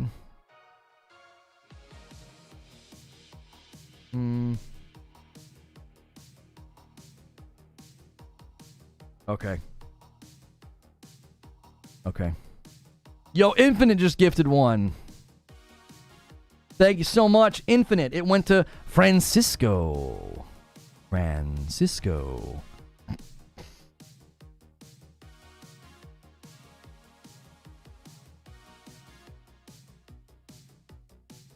don't think he followed me. Throwing spears are still the best weapon. You got 1 minute. You got 1 minute. Somebody better drop a bomb. I'll owe you guys 5. If this hits 50, I'll owe you 10. We're about to go over to this video. I'm going to put a link in chat. If you guys want to go over directly, make sure you have smashed the like button on this video. Thank you so much for everybody who has smashed likes. 60 more will be 700 likes. Make sure we take this energy over to this upload. When we do these shorter uploads, it really helps out the channel because not everybody's looking for a long stream like this. Herdzo wants to jump in, and he does a VIP right off the top ropes. A VIP for his first membership to the channel. That's a big one. Thank you so much, Herdzo, very, very much. We got 60-second countdown to this premiere going live. Behemoth says we can do this. He takes us to 41 with the 5 bomb, just like that. So close, we're right there. Lee Brown, Electric Storm, Dave, Mike, and Baba D. Good morning, feed. Good to see you in the chat. Yo, Bleelo Zero jumps in all on their own. It adds to the total. That's 42. Let's go. Thank you, Bleelo Zero. So many news. Francisco is going to gift 1. It's going to take us to 43. 43. You guys are fighting the clock now. That premiere just started, and the premiere has a 2-minute countdown. Oh, buddy. Oh, so close. Can I get into the member stream if I'm Member Plus? You can get into all of the members' content regardless of the membership level that you pick. Regardless of the membership level that you pick, you can get into all of the members-only content, all right? I can give you guys like 30 seconds, and we got to go. We got to go. That premiere just started, and there's a countdown. Hey, Kale's going to get 5 and take us to 48. She takes us to 48. She puts us on the doorstep. The Reverends, Michael Carmona, Daniel, DK Bager, and Tribity. We need 2 people to do it quick. We need 2 people. We got to go. That thing's starting. That thing is starting. Let me make sure I have redirect set up. I do. I tell you what. Do 2 in the premiere. Nope. Zubair's going to do 1. Come on. 49. We got to get over there. That thing's starting. We're behind. I tell you what. I'll count it because they'll probably get 1 more and we'll do some more over there. I got to end it. We got to go over to the premiere. I'll see you over there, and then we're going to get spicy in members. There it is. Lawson did it. See you over there.